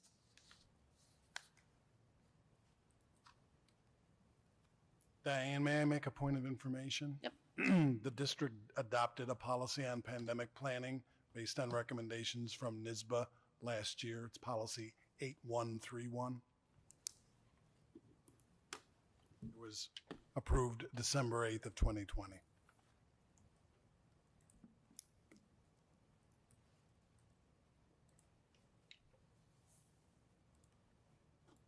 I'm just pulling that up. I mean, I don't think we're able to adopt policies right now. I think we need to be thoughtful. I think we need to look at what policies we already have. I think we need to look at NISBA. I don't think it's something we can be presented with and within 5 minutes asked to be voted on. I think we need to be more thoughtful than that. So, and especially looking at like the language for your proposed RLA, the district may only enroll students who the district has strong reason to believe are highly likely to succeed. Who is to judge a child? I would not want to be that person to judge a child. I mean, if someone is choosing a remote academy, respect their belief. And I certainly would not say, oh, you can't do it because you can't succeed. Who are we to say a child can succeed or not? I think these need to wait. Yeah, I think from a governance perspective, I'll say that both of these are on the table based on Rachel's motion to put them there. I'll second it so that we can start the conversation about it, because I do think the conversation is what's important from that perspective, to see what makes sense. I'm not sure that, based on the conversation we've had here tonight and the concept that we will have another meeting prior to the opening of school, that we would adopt any sort of policy tonight, much less, but puts maybe some parameters on things for Bo to think about and consider as he's going back developing sort of the details behind some of the things that he needs to develop or his team needs to develop, so that when they come back on the whatever the date is, it's sort of, we've already started the conversation and it isn't brand new that evening to us. It's like we're just kind of, any policy just kind of puts some guide rails around things, and the administration comes back with the plan as to how that's going to effectively be carried out. I haven't really looked at these, and I apologize because I wasn't able to follow along without seeing it in front of me, but certainly would like to have a minute to read through these and then maybe have some conversation around them. I'm going to be honest, I'm exhausted. I've been working since 6 o'clock this morning and my eyes are barely open, so I can't think straight to make any kind of decisions. So I believe, Diane, you asked us about masking and RLA. Can we just move on and go to that, or are we going to talk about policy? We now have a motion on the floor that was okay. made, and it was seconded, so we do have to deal with that. So I'm giving Scott a moment to read, and then we can have more conversation, but we'll call a vote, and then we can move on from there. I personally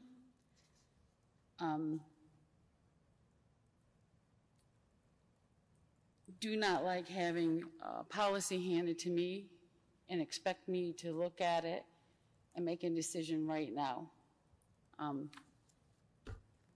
That's not typically how we operate. It's not to say that we can't look at a policy, but this is not how we usually would operate in trying to determine if we need a policy on any particular item within the district. Well, thank you for that. And I guess I would say that, I apologize for the short notice, and it was only the matter of understanding that the district intended to go forward with the RLA without any gatekeeping functions that caused me to want to think about if my personal belief is that it is a matter of board policy whether we offer an RLA when we don't have to by law. And I believe, Madam President, you told me in an email that you don't think it is a matter of board policy, so we may have a disagreement there. So I just wanted to get some principles in front of the board for discussion that I would hope would help the administration in terms of, deciding what the parameters are of that. And then when it comes to the health and safety measures, again, I don't think it's fair for Mr. Wright to carry everything on his own shoulders. I would like the opportunity to approve a plan. In my view, I didn't talk about masking. I would like it to be a layered approach, because my understanding is with respect to COVID safety, it has to do with a number of different measures that add up, that there isn't one linchpin except universal vaccination, which I would personally love to see, and my daughters are just not eligible. So in my family, we have a mixed family with some vaccinated and some unvaccinated kids. So my 3 points in that policy was that I'd like to understand what sources of information the superintendent is considering and have the opportunity to weigh in on those sources. I like what I heard tonight about the local source of information. I think local is very important. The frequency with which the plan would be reviewed, and I think I heard from Mr. Vice President that having the chance to look at things from time to time makes a lot of sense, and it could really take out some of the high temperatures among people, that if you start with some masking and you start with certain ventilation protocols and cleaning protocols, maybe those change in a month depending on the circumstances. And then the monitoring, having that frequency of check-in on how we're doing in light of the sources of information. So I apologize that this may have caught you off guard and that you don't like to look at it on the spot. At the same time, I felt it was important for the board policy discussion to happen on a formal basis when Mr. Wright is asking for, the board's views about these things. Any other comments? So if you don't mind, Diane, I would like to jump in. I did have a quick chance to review both of the policies that Rachel's presented and do a little bit of comparison with 8131, the pandemic planning one. I would say that a lot of what Rachel's trying to accomplish in her health and safety measures during a pandemic policy is covered in the pandemic planning one. I don't think there's anything in there about frequency of plan being reviewed and monitored from that standpoint, but I think the conversation here tonight is the superintendent has basically told us that we can establish that when we pass this resolution to be whatever we want it to be, and I think that's what you're hearing. It's like, we just want to try and get something out there that communicates just like you do. You want to communicate what needs to be there at the start of school. We want to communicate that this isn't forever right now. We're going to go through a process to plan it. So I think the first policy that I read, we don't necessarily need to do anything with that right now. I think that can certainly wait. The Remote Learning Academy piece of it, while I don't necessarily agree with some of the things that you have in here, Rachel, I certainly think that we should, as a board, at some point in time, put some parameters around it, because it is a different school model than what we have historically had. Even though we had it last year from the pandemic's perspective, it's the way we're talking about it now is different. And I agree with what you said, Madam President, about the fact that this is, I don't want to call it a pilot, because it's not really a pilot, but it is a pilot for what we could be offering in the future to anybody that wants to take it. And I think this is a good first step, but I do think that we should put some parameters around it. I don't think, I'm in Anne Marie's boat. I've been at work since 6 this morning, and I don't necessarily know that I'm going to come up with an educated reason as to how this policy should look, but I think before the next special board meeting, we should probably put some thought to some broad brush parameters as to what we would like the Remote Learning Academy to follow. And I think some of that wording is in here that Rachel's presented, and I think we just need to fine tune it and talk more about it. But I don't think this hour is the time to do it. Well, and I'd be willing to withdraw the motion if there can be some process or agenda item that would somehow get board guidance around remote learning on the table at some point. So I know there's a process for withdrawing a motion, and Scott would have to agree, and sounds like he might. Because I do understand that it's not typical to propose and approve a policy after 15 minutes of discussion. At the same time, we're kind of in an unusual circumstance right now, and I just don't feel that I can support a health and safety measure plan until I really see all the pieces together. So, I'd like to see all those pieces together, and I'd like to, revisit.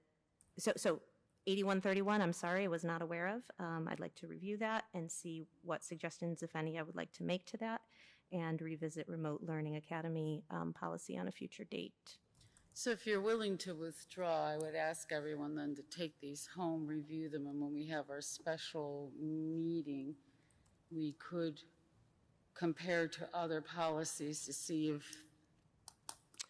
it matches up, and then we could come back to it. And I think what I do, Diane, is look at 8131 closely and see if I had any suggestions to that in lieu of what I passed around instead. So are you withdrawing the motion? I will withdraw the motion on that basis. I know you would, willing If to. what I'm supposed to do is second the withdrawal of the motion, Yeah. I will do that, yes. Yeah. All right, the motion has been withdrawn. Sorry, just making my notes. All right. Do you have enough information this evening to I think so. I guess we are moving forward with the RLA. I mean, what are we doing as far as revisiting it? Like, what? I have no problem if you say tonight that you want to restrict it. But I'm not sure what we decided, if we're coming back to the table to look at it. I don't prefer it to be restricted. Does anybody want it to be restricted at this end No, of the table? not at this time. No. I would. Yeah, and so my piece on this is that I'm not looking for it to be restricted either.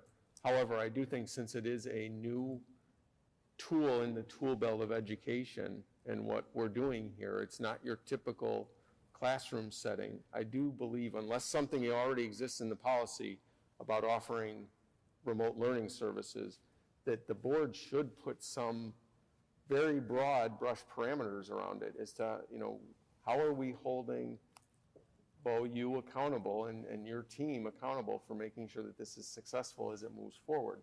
So since we're starting this, I feel like we should give you some direction. Without any direction, it's like this could just, I'm going to use the word wallow around for years. And I don't want to see you do that, and I don't want to see the staff spend their time on that if it's not successful. But without any board guidance as to what success is, I'm not sure how you get there. But wouldn't the RLA, whatever it is, they're following the same standards, the same protocols as the children are in school. So if I'm teaching a first grade class and I need to teach context clues and inferencing, I'm going to make sure I do that. And then they're going to be assessed through whatever means the teacher's doing. So it's not like we're giving them children and saying, okay, keep them on the screen. I mean, we have standards, we have protocols, we have curriculum that we have to get through. So the RLA, it's just instead of doing it in a classroom, you're doing it on the computer. And yes, I don't agree that kids should be on the computer 8 hours or 6 hours or whatever. You can give kids breaks. You can say, okay, let's go for a brain break. If you want to get up and dance like a fool, I mean, you can do that. There's oodle noodle. I mean, I can give you all the names of stuff. I mean, people do not have first graders sitting there for 6 hours. Okay, it's just not feasible. And then you also have the ability in a remote academy to do a breakout room, especially for the special ed. I taught in an ICOT room. So I was the general ed teacher, my special ed teacher. If we were doing something and she needed to modify it, she put them in a breakout room.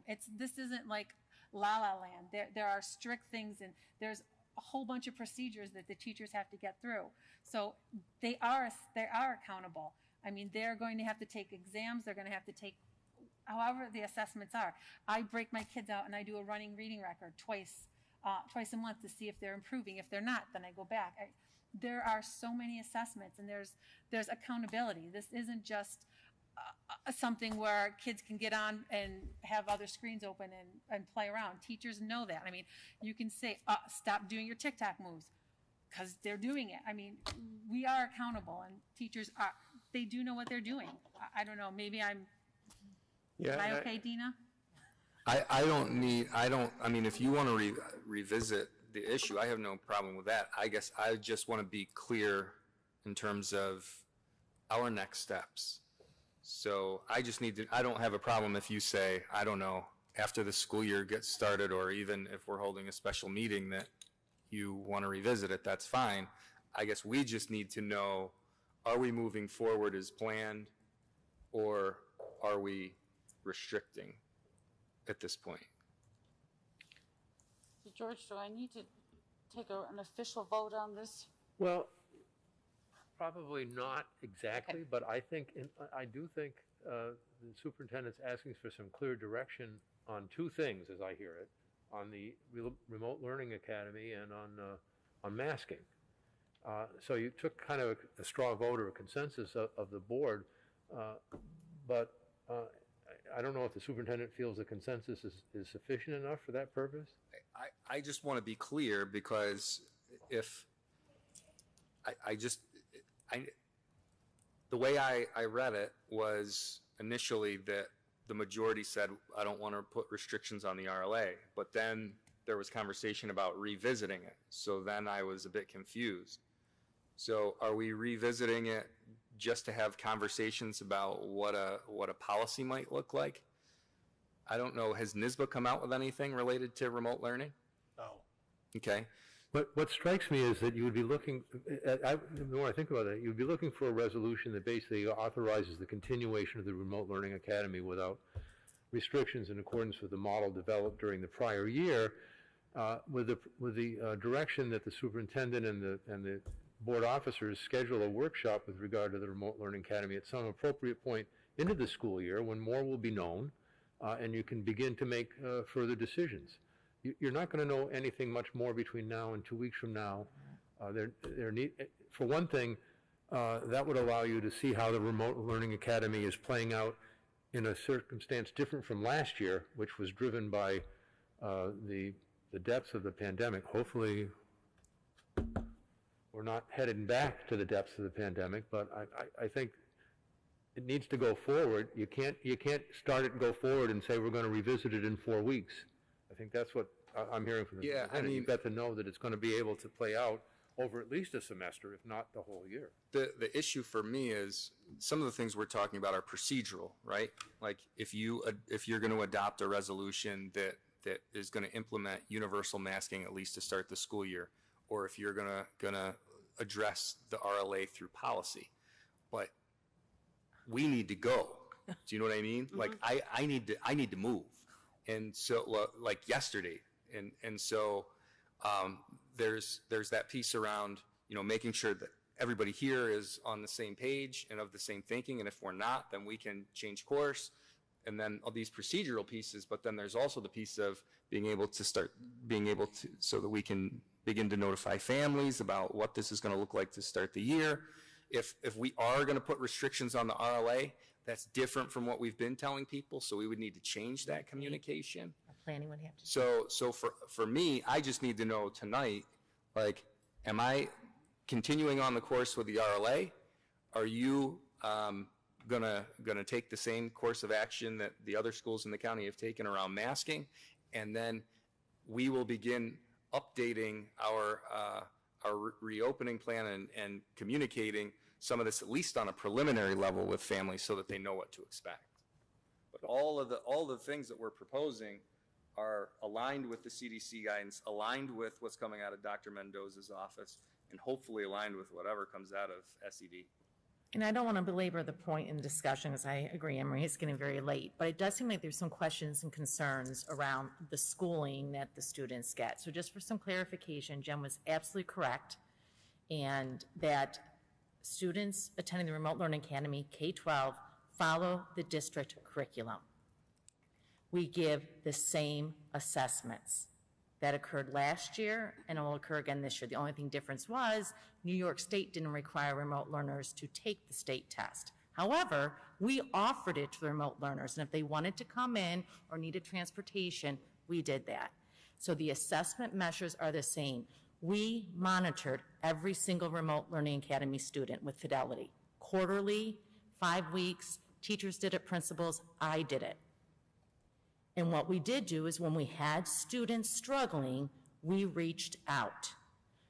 Second half of the year, we're even able to make accommodations in person where our RLA administrators designed study blocks where students came in. We even provided transportation. We did the social distancing. We had spaces in our junior high schools and senior high schools so that some of that in-person contact could happen, keeping the health and safety of the utmost foremost in the first place.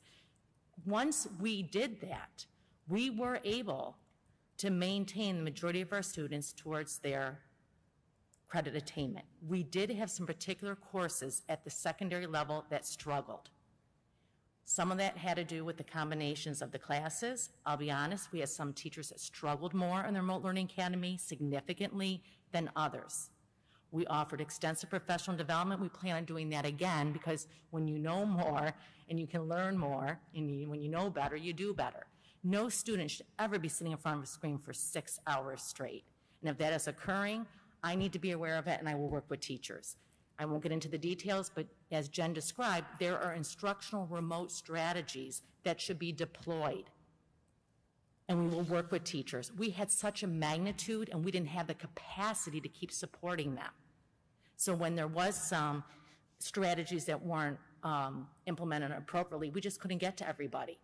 And it was a learning curve, and we were in a crisis. However, we are prepared with a smaller number, and in the plan, we still have PD plan for teachers, and we will monitor them. And we did give our teachers blended learning training all the way along. It was our monitoring, because what happened is you couldn't tightly supervise instruction because the principals that were supervising the teachers weren't even in the remote setting because they were the building principals. The whole program evaluation, we focused on the organizational structure because that was the major downfall in our design in a crisis mode in 3 weeks to put together. What we learned is if we can put our systems and organizations together more properly, which we're going to do, we can have better monitoring and support. So I can assure you that there will be frequent monitoring again of our students. They will continue to take the assessments with the model that we talked about the last board meeting where they'll be housed in particular schools, K1, tentatively Winslow, 2, 3, File. You know, let's say it's Berger, we're looking at the student interest or the teacher interest to figure out where to offer it. Senior high school.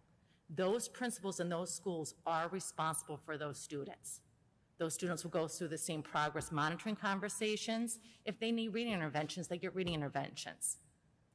We struggled with staffing last year because first of all, we didn't have the money that we have now. So we are on tight funding that we couldn't just go add people. We had to share staffing between hybrid and remote. So we struggle sometimes with special ed services, ENL, trying to keep everyone serviced. We had a lot of teachers working from home that caused a lot of difficulties. So the goal is this year that we will continue to implement our same program and also make sure that we continue to give the supports. And I do agree with you, Diane, you were the pilot, but what we are going to be able to do is learn from last year, from the evaluation we conducted, and you have less kids, and see if our new design and better supports can help. I like to think of it as this way too, that if we do have families during the year that do run into situations where they need the remote learning, opposed to having a tutoring, because we don't have RLA, they're going to go on home tutoring. Now they have someone, however the tutor's going to do it remotely or going to the house, now they lose even the social interaction with a group on a screen. So by having the RLA, in the way the numbers are looking, we'll have nice class sizes, because last year we didn't. That made it difficult too. We can, again, learn more, and if things come up during the year where a family does have a situation that there is a medical concern, we can accommodate them, opposed to putting them on home tutoring. So that's kind of where we were coming from. We didn't know what we were going to get from the state, because either they're going to say don't offer it, they were going to say do offer it, or they're going to say it's your choice. We wanted to start planning and preparing, because as you're seeing, we still don't have guidance from the state. But that state memo said, the last one we received, was work with families to find out what is best for kids. So we're still on the trajectory that we surveyed all parents, the parents that didn't fill out the survey, even though we're assuming they went in person, we're even doing phone calls from the schools to make sure there's no misunderstanding through the written communication, and answer questions they might have and make sure they're comfortable with their choice. Once we finalize those numbers, which are around 200 right now, and the phone calls are just about done, we can start deploying. It's even, it's about 100 K-6, 100 7-12. And we do have room, wiggle room. We might have to add a little bit of additional staffing, but we have wiggle room due to enrollment that we can make some adjustments.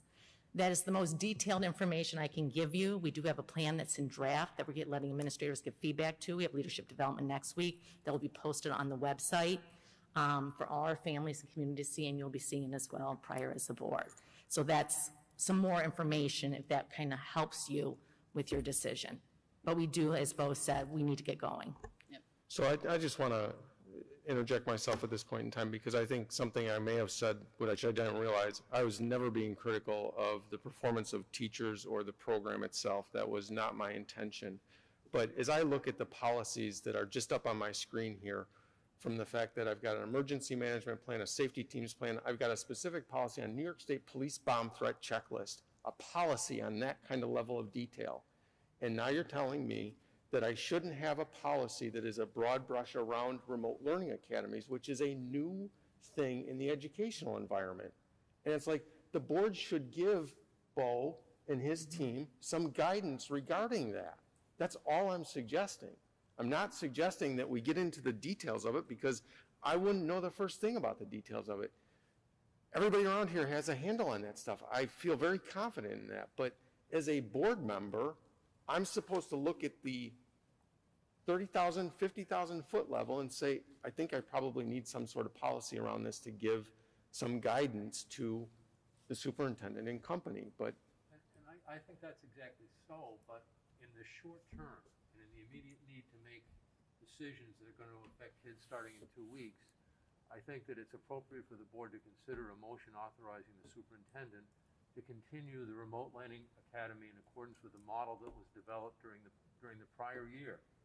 The understanding that the matter will be referred to the policy committee for the development of a policy addressing remote learning. But for the current academic year, the superintendent is authorized to continue the model and to adjust it as he may determine appropriate from time to time. Because without that authorization, you're kind of stuck in the mud. I mean, I don't disagree that the board has a responsibility and should be giving further direction in the bigger picture. And I certainly think the point is well taken, that it's part of the curriculum. I mean, you make decisions about curriculum manuals and things like you approve this, that, and the other thing. You should certainly, in the long term, get into the nitty-gritty of approving the parameters of the Remote Learning Academy. There just isn't time to develop those parameters now. This year and last year will serve as the laboratory for that. And by the time you get to the end of this year, you'll be in a position to knowingly make some decisions and also know more what SED is going to allow you to do with regard to that. But in the short term, there's an urgent need to give the superintendent authorization on that. And while I have the floor, I think it's also important that the superintendent receive an authorization from the board with regard to masking. I mean, the reality is that COVID is going to be discussed at every meeting of this board, whether you say we're going to bring it back for discussion or not. At every meeting, there's going to be talk about where we're at in the district and what needs to be done. So my suggestion is, number one is the motion to authorize the Remote Learning Academy to be continued following the model that was developed last year and as modified by the superintendent as he deems necessary for the current school year. You can address and you can include in that with a proviso that the matter of a policy addressing the Remote Learning Academy will be referred to the policy committee. And then a motion to authorize the superintendent to implement a total or a complete masking policy at the start of the school year to be reviewed periodically or at each board meeting if you feel it's necessary. I think the superintendent needs the backing of the board and the official imprimatur of the board with regard to the mask policy, especially given the nature of the comments, which I understand are heartfelt, but I think it's important that this be a decision by the board. Can we at least have all the preventative? I'm sorry, what? Is it possible, though, to at least get all the preventative measures? Why approve just masking? I mean, I want to know about testing, I want to know about ventilation, I want to know about distancing. I mean, Bo touched on some of those things, but why wouldn't all those things be together for a board-approved Well, plan? For one thing, I think there's a qualitative difference between the public view of masking and some of these other issues. I think the reason why I'm looking for the board support for the superintendent is because of the politicalization of the masking issue. That's why I believe the board support is important on that. I think it's qualitatively different in terms of how it's viewed in the public. I'm not disagreeing that other matters are important and need to be pursued. I do know that a decision needs to be made when you walk in the door on day one of the school. Are you going to be required to have a mask? I don't know that you can say the same thing about how we're going to upgrade the ventilation system or whatever. There are so many issues, I don't know where you would actually start to pick and choose. I know that masking is an issue right now that's front and center. That's why I'm thinking that you need to decide that. I'm not saying the other things aren't important. All right, to get some things moving along here, our school district attorney has offered up a motion to authorize to continue RLA as the model developed last year, and that would be revisited with policy at a future date. Did I capture that? Because you were going. I think so. Okay. I think so, but you were turned away from me. I'm sorry. I think you added with some modifications, at least, based on the program evaluation and some things I'm hearing, it sounds like they do want to modify the model to some degree. Am I wrong about that? No, you're correct.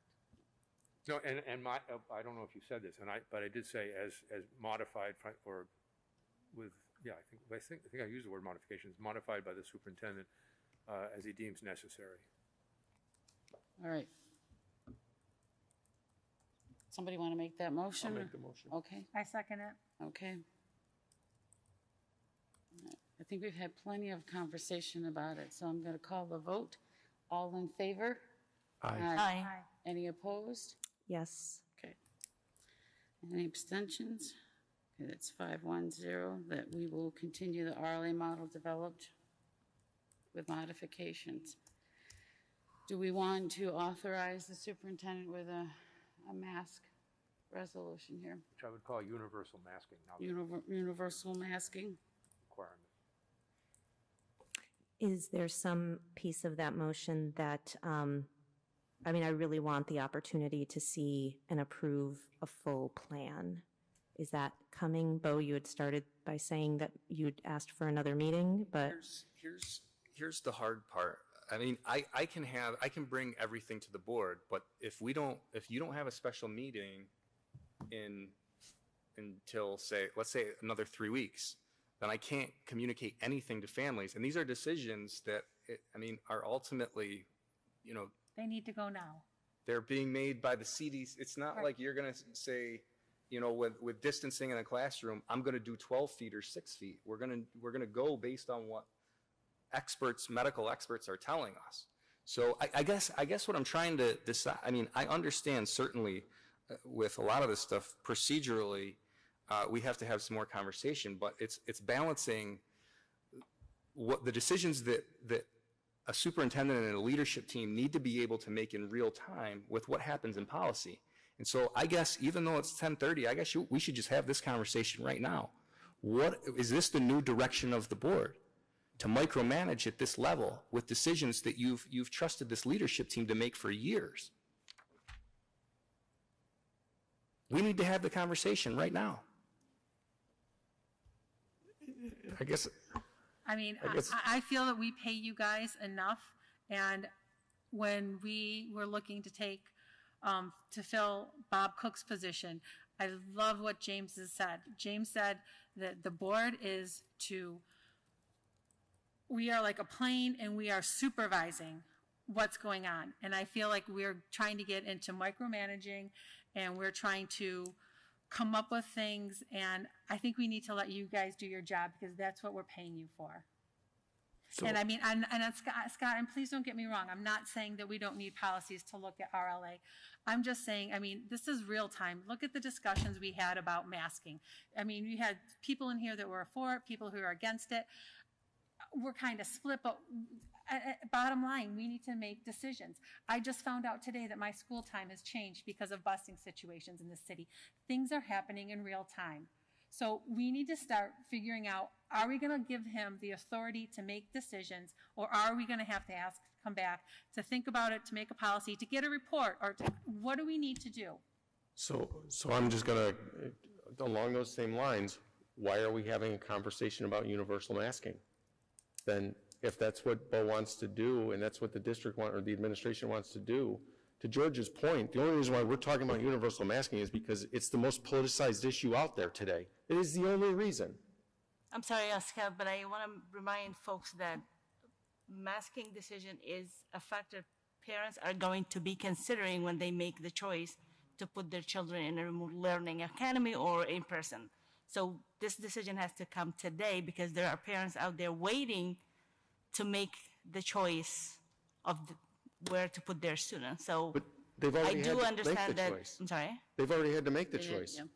Yes, but still, I know personally parents who are waiting for a recommendation from the CDC and the school's position on that to make the choice if they want to pull their children from the in-person and put them in RLA because they don't want their children to wear a mask, or they do want the children to wear a mask, and they were not going to be putting their children at risk when they bring them to school with children not wearing masks for health reasons. So I do understand the urgency of making the decision today of if we are going to implement a policy regarding masks.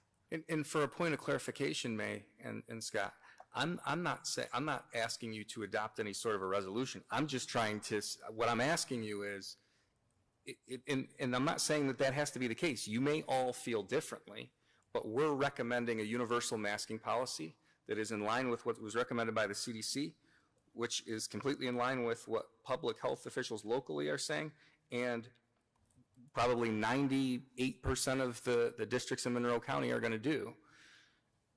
I'm just looking tonight for you to say, yeah, you can go out and tell parents that we're going to have a universal masking policy to start the year, or no, we're going to go in a different direction.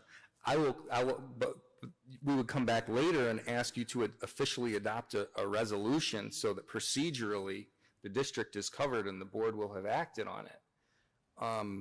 There's no reason why the board can't act on that resolution tonight. To be perfectly honest, it's not complex. We're not addressing an entire plan. Nationwide, from Florida to Texas and other places, boards are considering this decision. And it's because it is qualitatively different than so many other things, and it is something that the public needs to know about, and it's something that is a black and white binary kind of decision. And I'm just suggesting that from my perspective, it seems to me that it would be important for you and the staff, if the board is so inclined, to have the backing of the board when you tell parents we are going to have a universal masking policy. This is not only what I consider best, but it's also something the Board of Education has determined. I see no reason why the board shouldn't have a resolution, pass a resolution tonight on that discrete point with regard to the COVID protections, taking nothing away from the other issues that would be important about them. When would it be revisited? I'd feel more comfortable if I knew it's on the docket for a next meeting not too far away. As far as masking? No. Well, I mean, you made an impassioned, statement about micromanaging. I'm happy with 30,000 foot level if the board adopts a policy. That is what the policy is, 35,000 foot level. I am told there's there's a policy in there, and I'm sorry I missed it. I haven't read it, so 8131. So I'm assuming that you're here today following that pandemic policy. I apologize. I did not read it in advance. Scott tells me that it covers a lot of the things in what I proposed. So from my perspective, I am not looking to micromanage you on these details. If the board has given you authority to choose what mitigations and what layered approach there is, you have that authority as far as I can tell, unless the board changes that policy.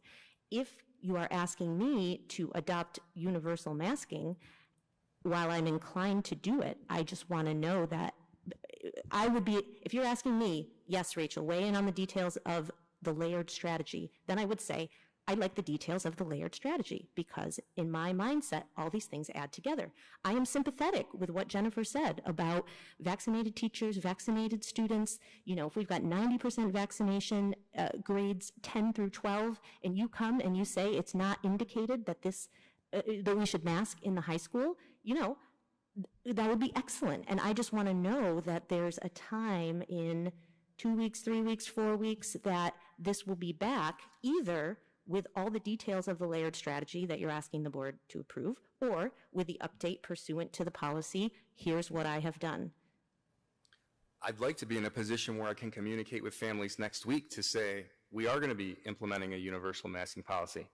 In respect to distance, what we talked about tonight, in a classroom, you know, we're going to be distancing students at 3 feet where possible. Here are the places that you'll see desk shields used or barriers. All the things that I talked about tonight, I'd like to be able to communicate with families.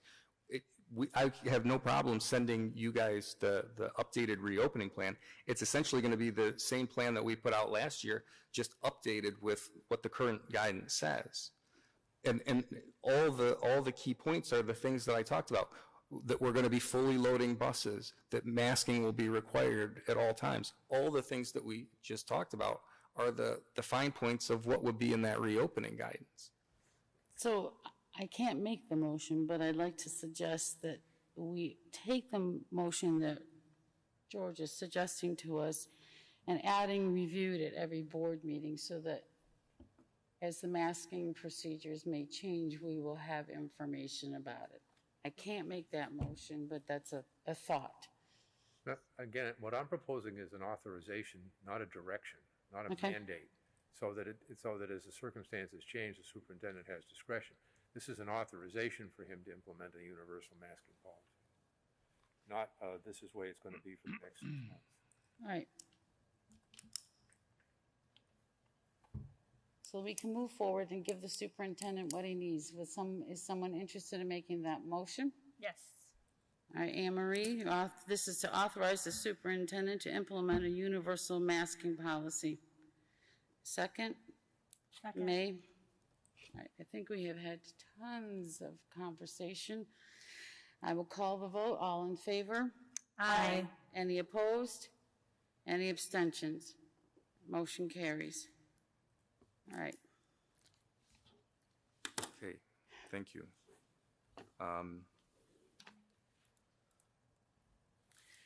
Next up would be your report.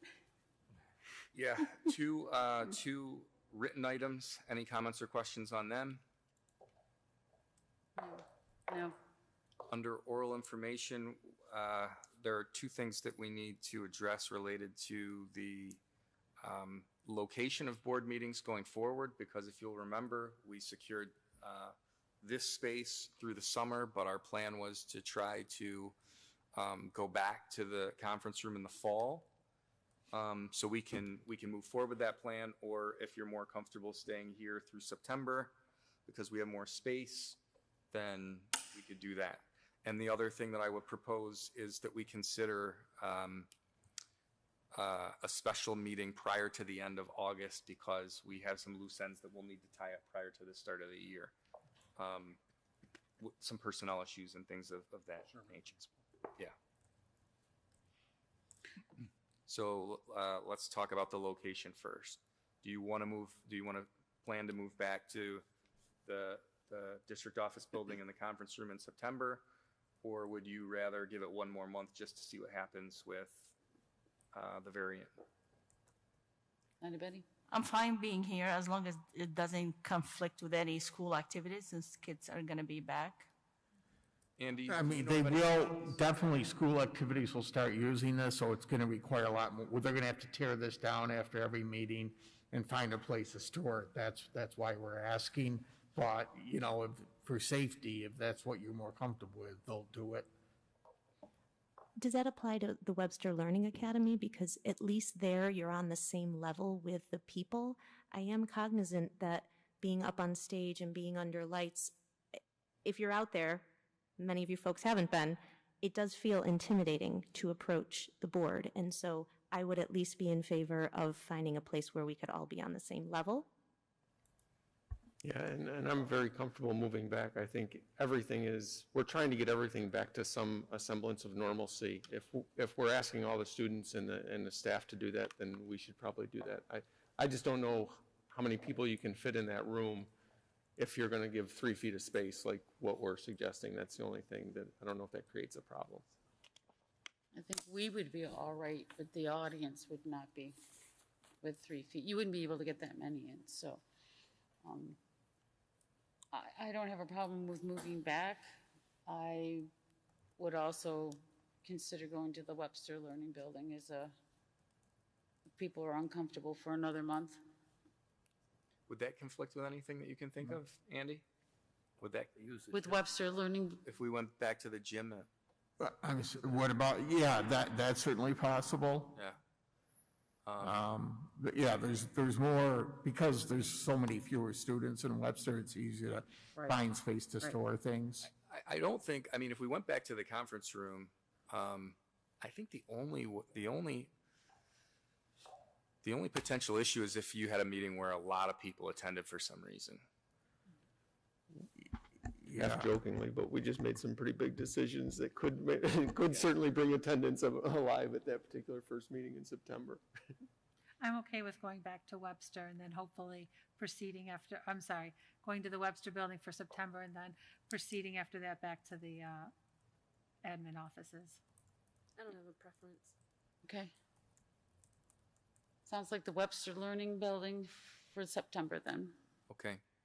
And then I guess are people in favor of I know it's difficult to coordinate schedules and it doesn't have to be a lengthy meeting, but I think, you know, there are some items that we would need you to consider for approval. And I would say yes if it's not 5 hours long. What date do you have in mind? well, there are a couple dates that might be able to work. One is, I believe, the 17th, and the other is the 31st. The 31st would give you more time. Can you get everything you need prepared for the 17th? I'm not available. I thought about the 31st, even though it's a little later, only because there's a board workshop that evening, and I thought that we could. What time? On the 31st? No, on the 17th. Oh, maybe 5 or 6. I could do that. I will be away, would ask for the ability to participate electronically. On the 17th? On the 17th. I am here on the 31st. Is that the date that works best for folks, the 17th? I'm not gonna be here either days, both days, I mean. Okay, so May's not here either date. Jennifer? I'm available anytime. Okay, both. Scott? Available both. Okay. Both. Do you plan on sending out materials, and when would those come out?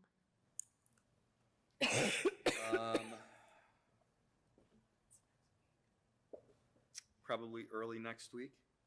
The 17th is early next week. That's Tuesday. Oh, sorry. Today is the 10th. If we did it the 17th,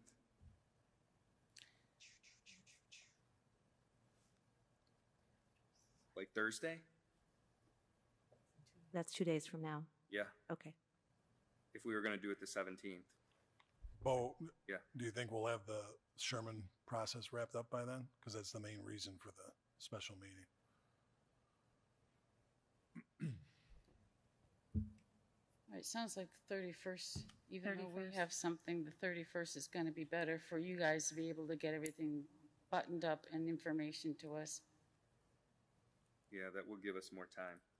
How about like 31st at 6:30? Mm-hmm. With a limit of, what did Emery say? Not An hour? 5 hours. We're already there. We could, 6:30, we have a quick break. Bo? Yes. Only problem is I'm going to need this stuff before because I'm gone out of town for a wedding on Thursday the 26th, which would be the date it should be posted. Okay, I think we'd be okay if we did it on the 31st. Okay. Okay. So 6:30? Okay. Yeah, on the 31st. Location? We're already at the Parker building or we're scheduled already for the Parker building for our stuff. Would that be an appropriate pace, or do we need to go back to Webster? Or here? I'll tell you what, you make the determination, you figure out where we're gonna meet, and you can email us and let us know what place. How's that? Okay.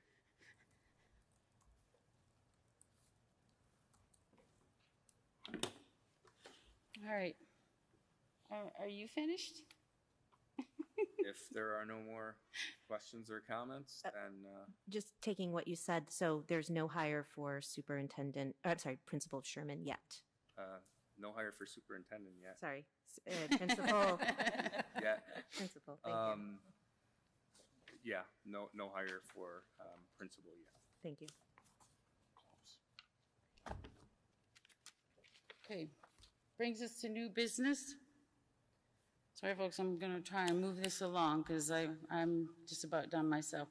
The staff appreciation letter, it is customary for us to send out a letter to all the staff, welcoming them back. There's one that has been prepared for us. If you see anything major, let me know. Otherwise, this is what will be sent out to all the staff at the end of the month. It won't go out today, it'll go out at the end of the month. All right? Okay. The next one is the board brochure. That's the draft form. Typically, we utilize this brochure when we start attending like our PTO meetings. If you see something major there, please let Karen know, and she will make sure the correction gets made before it's printed for us. Can we say by like the beginning of next week sometime? Does that That's sound right. okay? All right, so that'll be the 16th. Let's say the 16th. Make sure that if you have anything you need to change, get it to Karen. There really shouldn't be much of anything. The next item is the NYSBA convention. Karen gave us a packet of information. I kind of slipped through normally we talk about this in June and July. At this moment, it is an in-person conference. It is something that we budget for all of us to attend. There is some information that Karen needs from us. If you're going to go, she will, with your information, make your registration to the conference, because then there needs to be a code that will help us get our hotel rooms once you're registered. So she takes care of that utilizing the district funds. And then if you want to make your own travel arrangements, you can, or if you need assistance if you're gonna fly down, Karen can do that. So Karen, when do you need this by? I need it by this Friday, because registration's next week. And she really needs it because, let me tell you, if you want to have be in the hotel in the conference, she needs to register first thing to get that number. All right.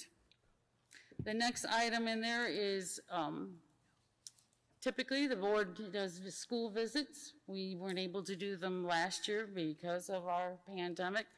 But typically we would go in, have a little meet and greet with the staff there in the building, and then actual room visits are scheduled or opportunities for us to see things going on in the building are happening.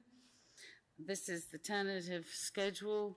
I think it's been vetted with the superintendent's schedule and the building principal. So unless there's a major issue, say like I have Valmer and I couldn't go on that day, we would see what we could do to make that, because you should be at your own building because you will be able to have the opportunity to speak in front of the staff. So that's that. I'm sorry, where, the dates are on something? Yes. I'm sorry, I must have missed it. It's in the board docs. Oh, okay. Item D. Thank you, sorry about that. No worries. So it's listed there for you, so take a look at it. If there's any major issues, we need to, again, by the end of the week, make sure we connect, because that takes a lot of arranging. And what's usually very nice about that is we typically will have some kind of a workshop prior to a visit with some information, and then that helps us go in and look for evidence of that going on. And it's really a great experience. We have a couple other items that we put under new business. There's some resolutions we need to take care of. The first one I'm going to put up is the authorization of the litigation of a pilot recapture and to employ 4-hour forenza for that purpose. And I have the whole detailed resolution that I'll hand to Karen that is with the Comida and Delphi Automotive Systems. I will take a motion. I've got Anne Marie and Rachel. All right. And I think we've had our discussion regarding that. So let's call a vote. All in favor? Aye. Any opposed? Any abstentions? Motion carries. I also have a resolution to authorize the settlement of litigation concerning a student matter. I'll take a motion to accept. I got Anne Marie, I've got Scott. Okay. All in favor? Aye. Any opposed? Any abstentions? I abstain. Okay. Motion carries 501. The other is the authorization to join the mass tort litigation regarding vaping and to employ the Ferrara Forensic firm for that purpose. Anne Marie, second. May, we've had conversation. All in favor? Aye. Aye. Any opposed? Any abstentions? Yes, I abstain. Okay. So it's 501. Just making sure I've got them all. Student, okay. That brings us to recap and preview. Go for it, Scott. I'm looking at Anne Marie. Oh, These are big shoes to fill, let me tell you. So all the items on the agenda passed. There was plenty of conversation around most of them. Couple things from each one of our perspectives. August 31st, 6:30, special meeting of the board. If you have any changes to the board brochure, please get those comments to Karen by next Friday, this Friday, the 16th. By this, I just messed up that date, didn't I? Monday's the 16th. Monday, the 16th. It's okay. This Friday, the 13th, get your reservation forms to Karen for the School Board Association Coming of Age, October 24th through the 26th conference. And then also by this Friday, if you have any conflicts with the board schedule building visits that's in our packet, who should that go to? Karen. To Karen as well. Big C. Karen the clerk.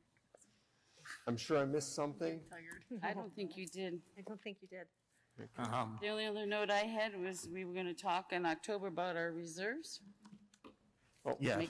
Make mention of that. And Right. I just want to remind all the board members to please stay and sign the tax warrants.